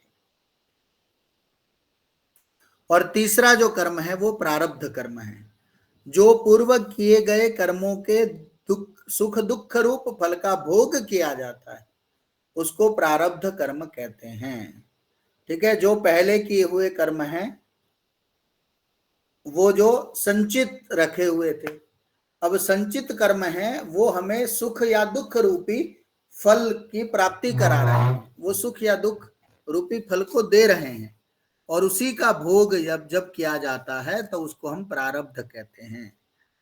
और ये प्रारब्ध कर्म है, वो कहते हैं कि पुनर्जन्म होते हुए उस जीवात्मा के साथ ही जुड़ जाते हैं, उसी कारण से उसको जाति, अब देखिए वो जब प्राप्त कराने लगते हैं तब उसके साथ जाति, आयु और भोग निश्चित हो जाते हैं। जाति यानी कोई मनुष्य की जाति प्राप्त होगी, कोई किसी वृक्ष आदि की जाति प्राप्त होगी, सरीसृप की होगी, कोई पशु की होगी, कोई पक्षी की होगी, उसमें भी अलग अलग कैटेगरी हैं। वो सारी जो जाति का निर्धारण है वो संचित कर्म आपको कराएंगे। उसके बाद देखिए आयु, देखिए किसी पशु की, पक्षी की आयु कितने साल तक निर्धारित होती है। कछुआ है वो 300 साल तक जीवित रहता है, तो वो कछुआ है, उसकी आयु है उसके कर्म के आधार पर निश्चित हुई। मनुष्य की आयु है वो 100 वर्ष तक है सामान्य, तो औसतन, अभी तो औसतन भी 70-75 हो गई है, लेकिन हमारे वेद तो कहते हैं कि मनुष्य की औसत आयु है वो तो 100 वर्ष है, तो 100 वर्ष मान कर चलिए। तो सभी के जो आयु होती है वो उसका निर्धारण भी वो हमारे संचित कर्मों के माध्यम से होता है। और उसके बाद भोग यानी सुख मिल रहा है, दुख मिल रहा है, मकान मिल रहा है। किसी को आप देखिए, कोई आप कुत्ते को देखेंगे कि वो गली में भटक रहा है, और कोई कुत्ता है वो किसी अमीर के घर में डनलप के गद्दे पर बैठा हुआ है, तो भले उसको योनि कोई भी प्राप्त होगी, लेकिन भोग तो उसके अलग अलग होंगे। और ये सब प्रारब्ध कर्म है, जो उसको जो प्राप्त हो रहा है ना उसको प्रारब्ध कहेंगे। और इसी को मैंने कहा था ना भाग्य कहा जाता है। तो देखिए, जिन कर्मों का फल प्रारब्ध के रूप में अर्थात भाग्य के रूप में प्राप्त होते हैं उसे प्रारब्ध कहा गया है।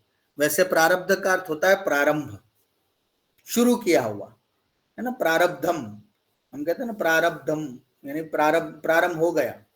तो प्रारब्ध का अर्थ होता है प्रारंभ। जिन कर्मों की फल प्राप्ति अवशिष्ट है, ठीक है, जिन कर्मों की फल प्राप्ति अवशिष्ट है वे संचित श्रेणी में आते हैं। उन संचित कर्मों की प्राप्ति का प्रारंभ होता है। उन संचित कर्म का प्रारंभ होने से इसे प्रारब्ध कहा जाता है। यानी संचित कर्म जो अभी तक जमा पड़े हुए थे, अब उसका प्रारंभ हो गया। उस प्रारंभ होने के कारण उसको प्रारब्ध ऐसा नाम दिया गया है। ये फल जाति, आयु और भोग के रूप में प्रारब्ध नाम से प्रत्येक जीव को प्राप्त होते हैं। ठीक है, आप यदि कहेंगे कि कर्म का फल क्या मिलता है, संक्षेप में यदि जवाब देना हो तो आप कहेंगे जाति, आयु और भोग के रूप में मनुष्य सभी जीवों को कर्मों का फल प्राप्त होता है। जाति, आयु और भोग, इन तीन के रूप में हमें कर्मों का फल प्राप्त होता है। कर्मों के फल की भी हम चर्चा करेंगे अगले सत्र में, लेकिन ये सामान्य रूप से प्रारब्ध है, ये हमें अगले जन्म में यानी पुनर्जन्म में हमें प्रारंभ से जाति, आयु, भोग के रूप में जो कुछ हमें प्राप्त होता है उसको हम प्रारब्ध कहते हैं। ऐसे इसलिए लोग कहते हैं ना, इसका प्रारब्ध है वो बलवान है, इसने पहले अच्छे कार्य किए हैं, इस कारण से इसको ऐसा घर मिला है, ऐसे माता पिता मिला है, ऐसा वातावरण मिला है, ऐसे उनको मित्र मिले हैं। इसी को हम दूसरे शब्दों में भाग्यशाली बोल देते हैं, लेकिन वो भाग्यशाली यानी उसका प्रारब्ध बलवत्तर था, उसके संचित कर्म इतने सुंदर थे कि उसको भोग के रूप में ये प्रारब्ध मिला है। अब देखिए दूसरा जो भेद है वो कर्म, अकर्म और विकर्म। हमारे अभ्यास क्रम में यह पॉइंट है, कर्म, अकर्म और विकर्म, और सकाम निष्काम भी है। तो इन तीनों को थोड़ा और विशेष रूप से जान लेते हैं। देखिए यह भेद विधि निषेध की दृष्टि से किया गया है। विधि यानी जो हमें करना है, जिनका विधान किया गया है इस दृष्टि से, और निषेध यानी जिसका मना किया गया है। तो किसी का विधान करना और किसी को मना करना, इस दृष्टि से हम देखें तो कर्म के तीन भेद हो जाते हैं, एक कर्म, दूसरा अकर्म और तीसरा विकर्म। और इसका आधार क्या है? तो इसका आधार श्रीमद् भगवद गीता है। यहाँ पर भगवद गीता के कुछ मैंने श्लोक रख दिए हैं, उस श्लोकों के माध्यम से आपको कर्म का थोड़ा सा पता भी चल जाएगा, इसलिए मैंने श्लोकों और उनके अर्थों को रख दिया था। किम कर्म किम कर्मेति कवयोप्यत्र मोहिता तत्ते कर्म प्रवक्ष्यामि यज्ञात्वा मोक्ष से शुभात्। कर्म क्या है और अकर्म क्या है, इस विषय में बुद्धिमान पुरुष भी मोहित है, इसलिए मैं कर्म की वास्तविकता तेरे लिए अच्छी प्रकार कहूंगा, जिसको जानकर तू अशुभ यानी संसार बंधन से छूट जाएगा। इस प्रकार वो प्रारंभ करते हैं गीता में कर्म का उपदेश देना। गीता का चौथा अध्याय है ना, वो कर्मयोग के नाम से प्रख्यात है। आप कर्मयोग का वहां पर वर्णन देखेंगे। वहां पर के देखिए, कर्मणो ह्यपि बोद्धव्यम बोद्धव्यम च विकर्मणा अकर्मणश्च बोद्धव्यम गहना कर्मणो गति ही। यहाँ पर वो कह रहे हैं कि कर्म का स्वरूप भी जानना चाहिए, और टिप्पणियां विकर्म रह गया है,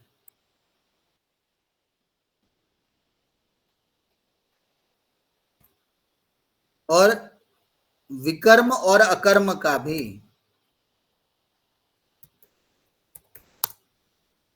और अकर्म का भी स्वरूप जानना चाहिए, क्योंकि कर्म की गति गहन है। तो ये जो श्लोक है 17वां, उसमें यहाँ पर कर्म, विकर्म और अकर्म की चर्चा की गई है। ठीक है, उसके नीचे भी आता है ये कि यस्य कर्मण्य कर्मण्यः पश्येत्। इसको हम आगे लेंगे, क्योंकि है ना, इन चीजों को हम आगे के साथ जोड़ देंगे। बहुत सारे श्लोक मैंने रखे हुए हैं जो कर्म के सिद्धांत को प्रतिपादित कर रहे हैं, वो मैं उस पर नहीं जाता हूं, सीधा मैं आ जाता हूं, कर्म किसको कहते हैं।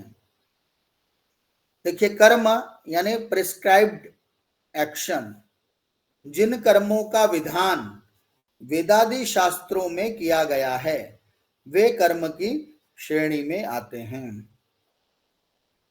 यदि आप कर्म को परिभाषित करना चाहते हैं तो गीता के आधार पर आप कर्म की व्याख्या क्या कहेंगे कि जो जिसका विधान वेदादि शास्त्रों में किया गया है वह कर्म है। यानी वेदोक्त शास्त्रोक्त जो हमें विधान, जो हमें निर्देश दिया गया है, यदि उस निर्देश का हम पालन करते हैं तो वो कर्म कहलाएगा।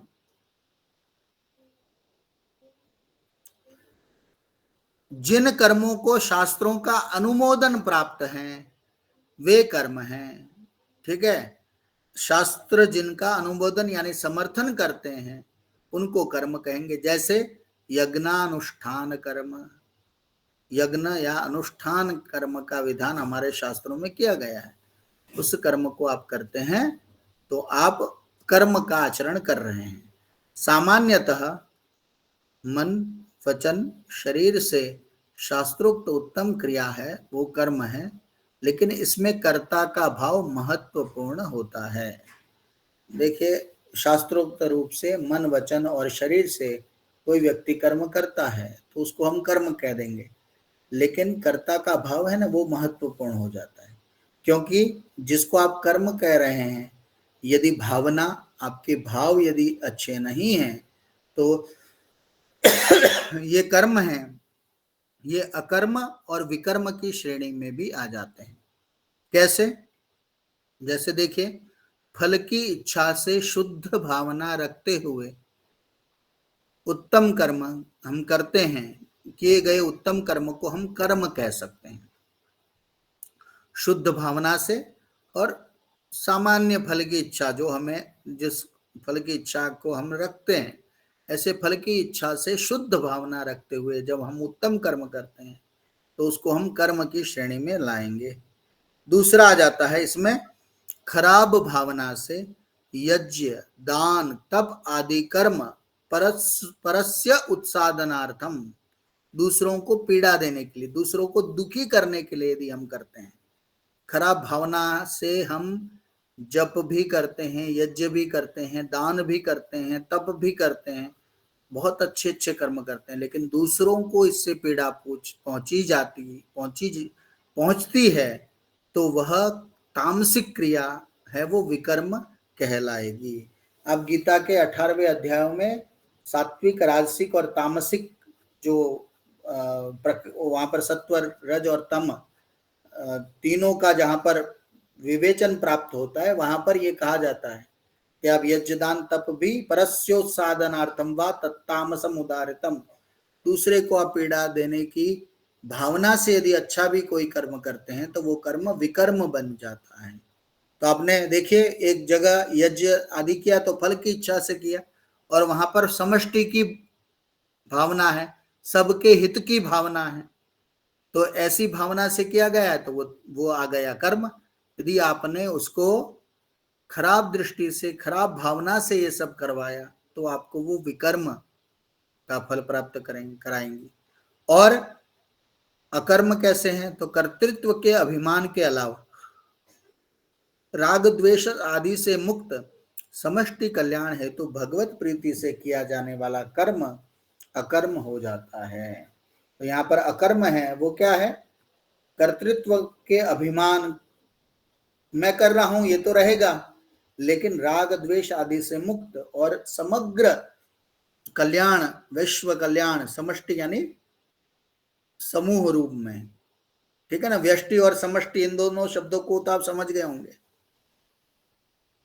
व्यष्टि समष्टि को समझते हैं ना आप?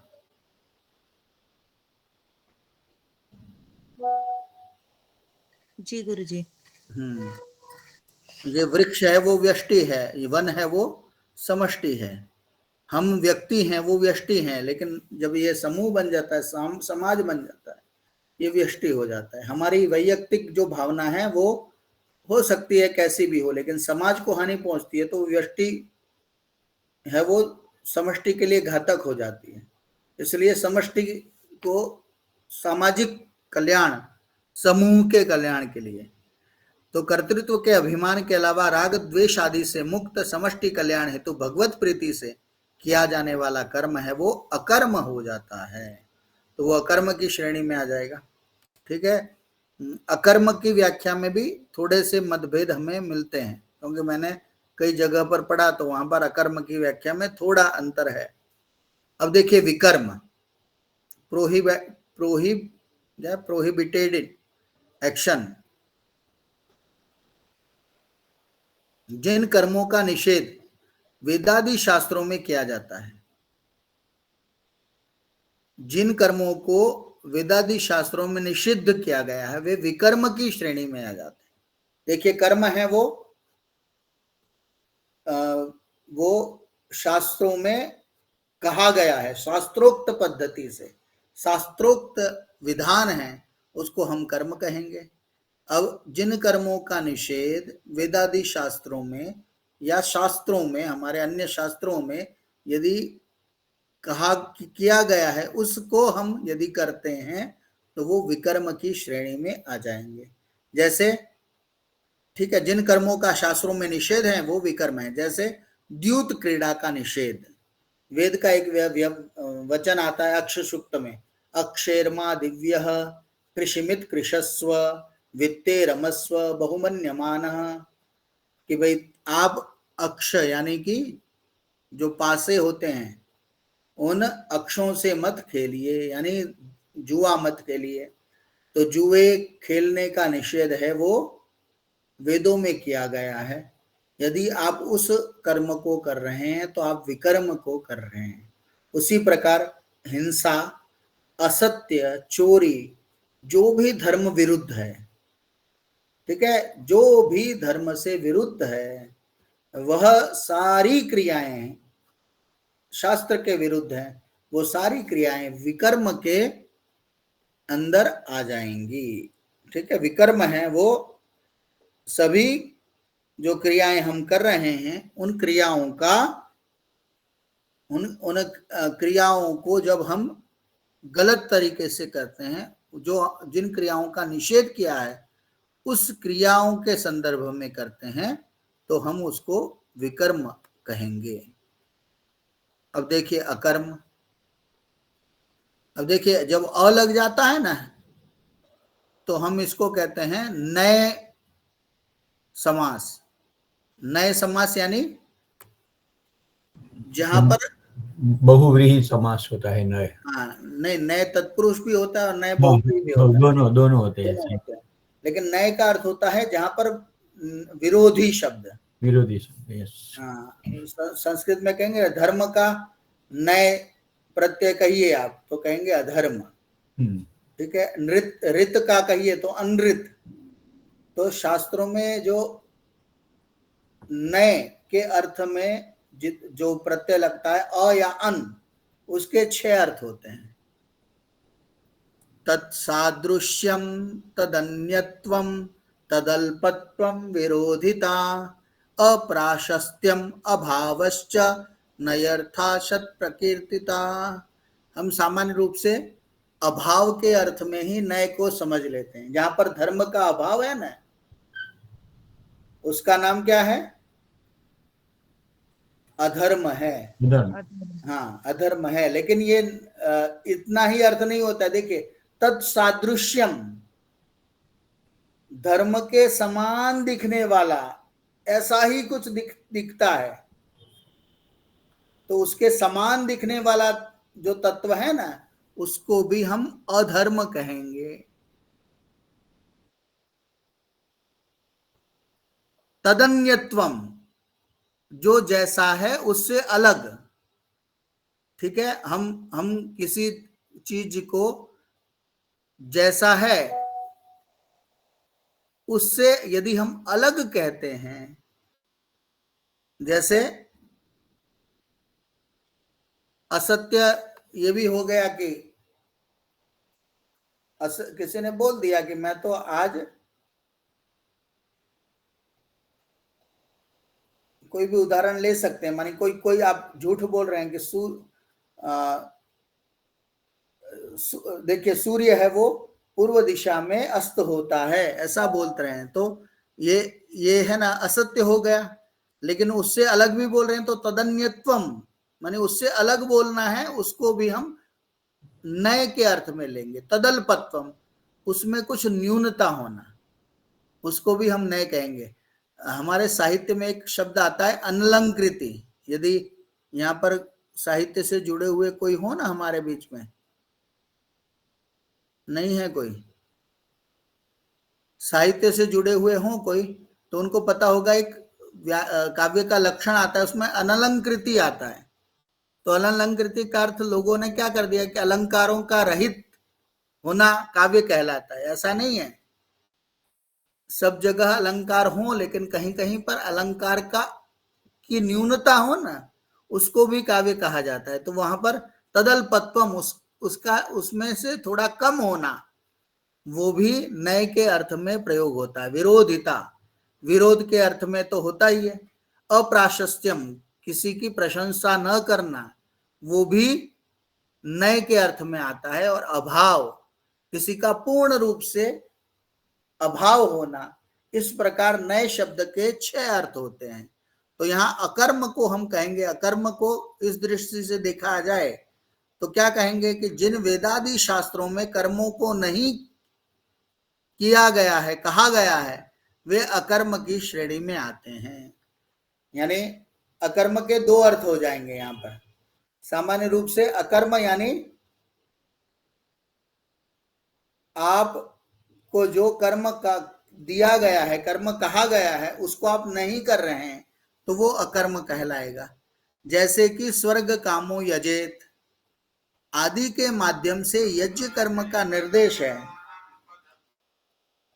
ठीक है, यदि स्वर्ग कामो यजेत आदि के माध्यम से यज्ञ कर्म का निर्देश है, तो उसे न करना अकर्म कहलाया जाएगा। कोई व्यक्ति को समझाया गया, वेदादि शास्त्रों ने कहा कि आपको कर्म नहीं कर्म करना है, और उस कर्म को यदि व्यक्ति नहीं कर रहा है तो वो अकर्म की श्रेणी में आ जाएगा। जो व्यक्ति प्रमादी होकर अकर्मण्य रहता है वो भी अकर्म है। तो इसका अर्थ हो गया कि वो उस चीज में प्रमाद कर रहा है और उस चीज में कर्मण्य नहीं है, कर्मठ नहीं है, कर्मशील नहीं है, तो वो भी जो कर्म है वो अकर्म की श्रेणी में आ जाएंगे। और दरिद्रता आदि दुख है, वो इसी अकर्म के कारण प्राप्त होते हैं। तो दरिद्रता है वो आपको क्यों प्राप्त होती है? क्योंकि आप कर्म करते नहीं है, मेहनत पुरुषार्थ नहीं करते हैं, इसलिए आपको दरिद्रता आदि दुख आ रहे हैं। तो अकर्म का यह कारण होता है। एक ऐसा अर्थ शास्त्रों में प्राप्त होता है कि जो वेदादि शास्त्रों में किए गए कहे गए कर्म हैं, उन कर्मों को आप नहीं करते हैं, उनमें प्रमाद करते हैं, उनको आलस्य के कारण आप उन सबको छोड़ देते हैं, तो वो अकर्म कहलाएगा। लेकिन अब गीता को देखेंगे ना, तो गीता में थोड़ा अकर्म अलग तरीके से बताया गया है। कि इस विषय में एक मत गीता का यह भी है कि अकर्म है वो अलौकिक वस्तु है। ये कोई अकर्म यानी कर्म को नहीं करना ये नहीं है, तदन्यत्वम है, उससे अलग है। क्या है? मैंने कहा ना वो तदन्यत्वम वाला, ये वाला नए जो अकर्म में अ लगा हुआ है वो तदन्यत्वम है वाला। जो किए जाने वाले कर्म संचित नहीं होते और फल प्रदान नहीं करते, वे अकर्म कहे जाएंगे। माने कुछ कर्म ऐसे होते हैं जो किए जाने वाले कर्म वो संचित नहीं होते हैं और फल प्रदान नहीं करते हैं, तो वो अकर्म कहलाएंगे। जैसे कर्तृत्व के अभिमान से, राग द्वेष से, रहित होकर है, यहाँ पर रहित लिखना पड़ेगा क्योंकि ये तो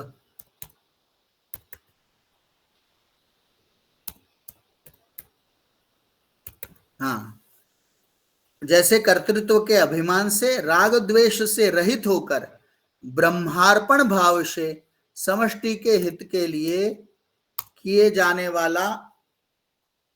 वाले जन्म मरण के बंधन से मुक्त होने के लिए किए जाने वाले कर्म हैं, उनको हम अकर्म कहेंगे। तो इसका उदाहरण कैसे है? तो गीता में दिया गया है, कर्मण्य कर्म यह पश्येत अकर्मणि च कर्म यह सबुद्धिमान मनुष्येषु सयुक्तः कृष्ण कर्म कृत। तो गीता का यह वचन क्या कहता है कि जो मनुष्य कर्म में अकर्म को देखता है और अकर्मणि च कर्म यह, और कर्म में अकर्म को और अकर्म में कर्म को जो देखता है, वह बुद्धिमान मनुष्येषु, वह मनुष्यों में बुद्धिमान है, और वह सयुक्त कृष्ण कर्मकृत, वह सकल कर्मों को करने वाला है, वो उस परमात्मा से युक्त हो जाता है। तो देखिए, आप कोई भी कार्य कर रहे हैं, उस कार्य को करते हुए जब उसको आप कर्तृत्व भावना से रहित, राग द्वेष से रहित, किसी भी प्रकार की आसक्ति को छोड़कर मात्र और मात्र जन कल्याण की भावना से करते हैं, जहां पर आपका किंचित मात्र भी आपका मोह नहीं है, आपको प्रसिद्धि का लोभ नहीं है, आपको मात्र और मात्र उस ईश्वर को साक्षी बनाते हुए भगवत प्राप्ति के लिए जब आप उस कर्म को करते हैं, तो उस कर्म को अकर्म कहा जाता है। इसीलिए गीता में कह रहे हैं कि कर्म में अकर्म को और अकर्म में कर्म को जो देखता है, वह मनुष्य बुद्धिमान है, और वह इस जन्म बंधन से, जन्म मृत्यु के बंधन से मुक्त हो जाता है और उस परमात्मा से युक्त हो जाता है।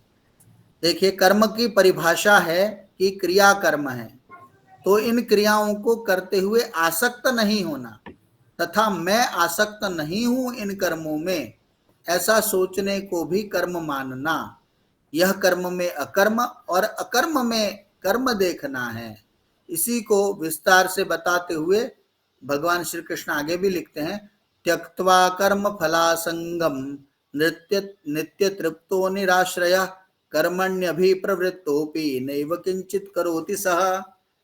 अर्थात जो मनुष्य समस्त कर्मों में और उनके फल में आसक्ति का सर्वथा त्याग करके संसार के आश्रय रहित हो गया हो और नित्य तृप्त रह रहा हो, वह कर्मों में प्रवृत्त होते हुए भी वास्तव में कुछ नहीं करता है, ठीक है, ऐसे लोग अपने कर्मों में और उनके फल में आसक्ति नहीं रखते हैं, हमेशा संतुष्ट रहते हैं और बाहरी चीजों पर निर्भर नहीं होते हैं।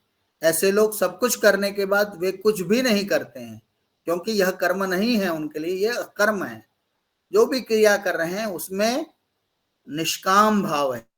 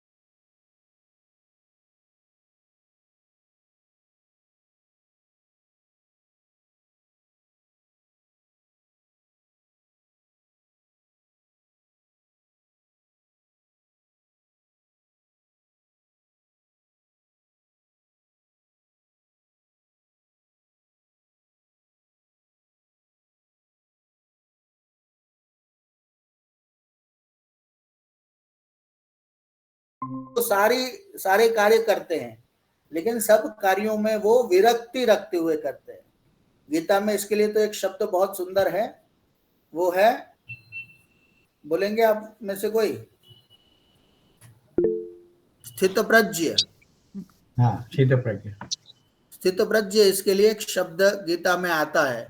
तो स्थितप्रज्ञ होकर जो सब कार्य को देखता है, करता है, वो सुख दुख इन सब से परे रहते हुए, मान अपमान, ठंडी गर्मी, उसको कोई चीज बाधित नहीं करती, और मात्र वो परमात्मा में लीन रहता है। ऐसे जो कुछ विरले लोग होते हैं वो अकर्म की श्रेणी में आते हैं। नहीं तो हम तो सब अकर्म और कर्म और विकर्म में ही फंसे रहते हैं।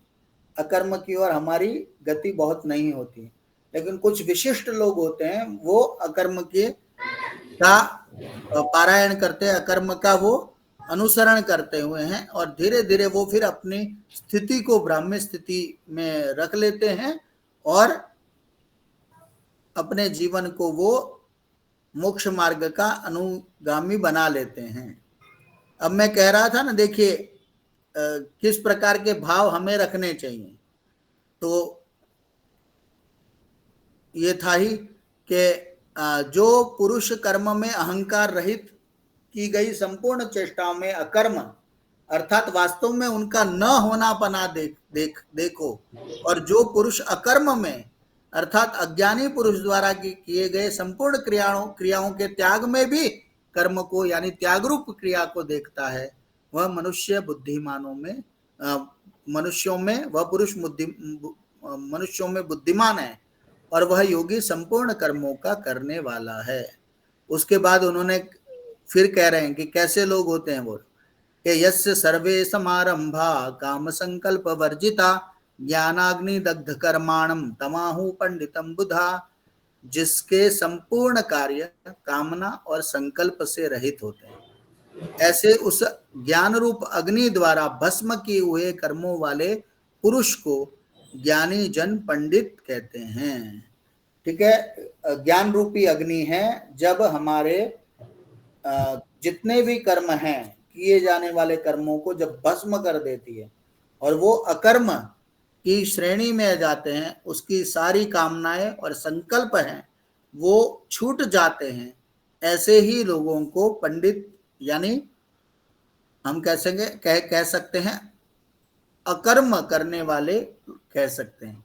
त्यक्त्वा कर्म फला संगम नृत्य तिप्तो निराश्रय कर्मण्य भी प्रवृत्तोपि नैव किंचित करोति स, जो पुरुष सांसारिक आश्रय से रहित सदा परमानंद परमात्मा में तृप्त है, वह कर्मों के फल और संग अर्थात कर्तृत्व अभिमान को त्याग कर कर्म में अच्छी प्रकार वर्तता हुआ भी कुछ नहीं करता है। फिर आता है निराशीर्यत चित्तात्मा त्यक्त सर्व परिग्रह शारीरम केवलम कर्म कुर्वन्नाप्नोति किल्बिषम्, जिसने अंतःकरण और शरीर को जीत लिया है, जो संपूर्ण भोगों की सामग्री को जिसने त्याग दिया है, ऐसा आशा रहित पुरुष केवल शरीर संबंधी कर्मों को करता हुआ पाप को प्राप्त नहीं होता। तो ये जो कर्म से थोड़ी सी अलग विभावना है वो हमें गीता में प्राप्त होगी, क्योंकि सारे कर्म करते हुए भी यदि हम उसमें लिप्त नहीं होते हैं, और यही तो बात वेद में आई है ना कि कुर्वन्नेवेह कर्माणि चिजी विशेष छतम समा एवं त्वयि नान्य थे तो न कर्म लिप्यते नरे, उस कर्म में लिप्त नहीं होता है मनुष्य को। कर्म करते जाइए, लेकिन वो कर्म आप में लिप्त नहीं होंगे तो निश्चित रूप से वो अकर्म है, वो आपको मोक्ष की प्राप्ति, क्योंकि आपको फल देने के लिए कुछ बचेगा ही नहीं भगवान के पास, तो वो आपको सीधे मोक्ष की प्राप्ति करवाएंगे। तो ऐसे कर्म के बारे में है, जैसे यथे धांसी समिद्धोग्नि भस्मसात कुरुते अर्जुन ज्ञानाग्नि सर्व कर्माणि भस्मसात कुरुते, तथा एक उदाहरण दे दिया, जैसे प्रज्वलित अग्नि ईंधन को भस्ममय कर देता है, वैसे ही ज्ञान रूपी अग्नि है वो संपूर्ण कर्मों को भस्ममय कर देता है। अग्नि से ईंधन जैसे कैसे एकदम भस्मीभूत हो जाता है, वैसे ही आपकी ज्ञान रूपी अग्नि प्रज्वलित हो जाएगी, तो आप अपने संपूर्ण कर्मों को भस्म कर देते हैं। फिर देखिए किस मनुष्य को कर्म नहीं बांधते हैं, तो योग संन्यस्त कर्माणम ज्ञान संचिन्न संशयम आत्मवंतम न कर्माणि निबध्नन्ति धनंजय। जिसने समत्व बुद्धि योग के द्वारा संपूर्ण कर्म भगवद अर्पण कर लिए हैं, ज्ञान द्वारा जिसके सब संशय नष्ट हो गए हैं, ऐसे परमात्मा परायण पुरुष को कर्म नहीं बांधते। और उसी तरह से आगे भी कह रहे हैं कि किस तरह वो सिद्धि को प्राप्त कर लेता है। न कर्मणा मनारंभात नैष्कर्म्यम पुरुषोष्णुते न च संन्यासनादेव सिद्धिम समधिगच्छति। मनुष्य न तो कर्मों के न करने से निष्कर्मता को प्राप्त होता है, न कर्मों को त्यागने मात्र से भगवत साक्षात रूप सिद्धि को प्राप्त होता है। अब फिर ये बात तो आई गई कि कोई भी व्यक्ति है वो कर्म के बिना क्षण मात्र भी नहीं रह सकता। सभी पुरुष प्रकृति से उत्पन्न गुणों के द्वारा परवश हुए कर्म करते हैं, यानी कर्म उसको और कर्म में प्रवृत्त रखते ही हैं। श्रेष्ठ कौन है कि मन से इंद्रियों को वश में करके अनासक्त हुआ कर्मेंद्रियों से कर्मयोग का जो आचरण करता है वह मनुष्य श्रेष्ठ कहा जाता है। इस प्रकार गीता में बहुत जगह पर इस कर्म और विकर्म के साथ अकर्म की महिमा बताई गई है। मैं कभी कुछ पढ़ रहा था, उसमें एक दृष्टांत दिया था कि किसी माली ने एक बगीचा सुंदर बनाया। उस बगीचे में एक गाय आ गई और उस गाय है उसने बगीचे को खराब करना शुरू कर दिया। उसने गुस्से में आकर एक लकड़ी से उसको भगाना चाहा और भगाना चाहा तो उससे वो उसने लकड़ी को गाय पर मारा, लेकिन गाय बहुत दुर्बल थी, तो वो गाय है वो मृत्यु को प्राप्त हो गई। अब गौ हत्या का पाप तो बहुत खराब माना गया है हमारे शास्त्रों में, तो वो भयभीत हो गया और अब उसको पकड़ने के लिए जब यमदूत आते हैं तो वो कहता है भाई देखो ये गाय को मारने का काम मैंने नहीं किया है, मेरे हाथ ने किया है और ये हाथों का देवता है वो इंद्र है, इसलिए आपको दंड देना है तो इंद्र को दे दीजिए। अब यमदूत भी थोड़े संशय में आ गए, प्रश्न उनको भी हो गया कि ये ऐसा कैसे हो गया, हम तो भाई जैसे कर्म करता है वैसा ही उसको फल देते हैं, अब ये तो इंद्र पर पूरा दोष दे रहा है। तो ये लोग इंद्र के पास जाते हैं और इंद्र के पास जाकर कहते हैं कि भाई ऐसा ऐसा आपको दोषी मान रहे हैं, अब क्या करना है। तो इंद्र ने कहा कोई बात नहीं। वो एक ब्राह्मण का वेश धारण करके वहां पर जाते हैं और कहते हैं वाह ये तो बहुत सुंदर आपने बगीचा है, आप किसने बनाया है।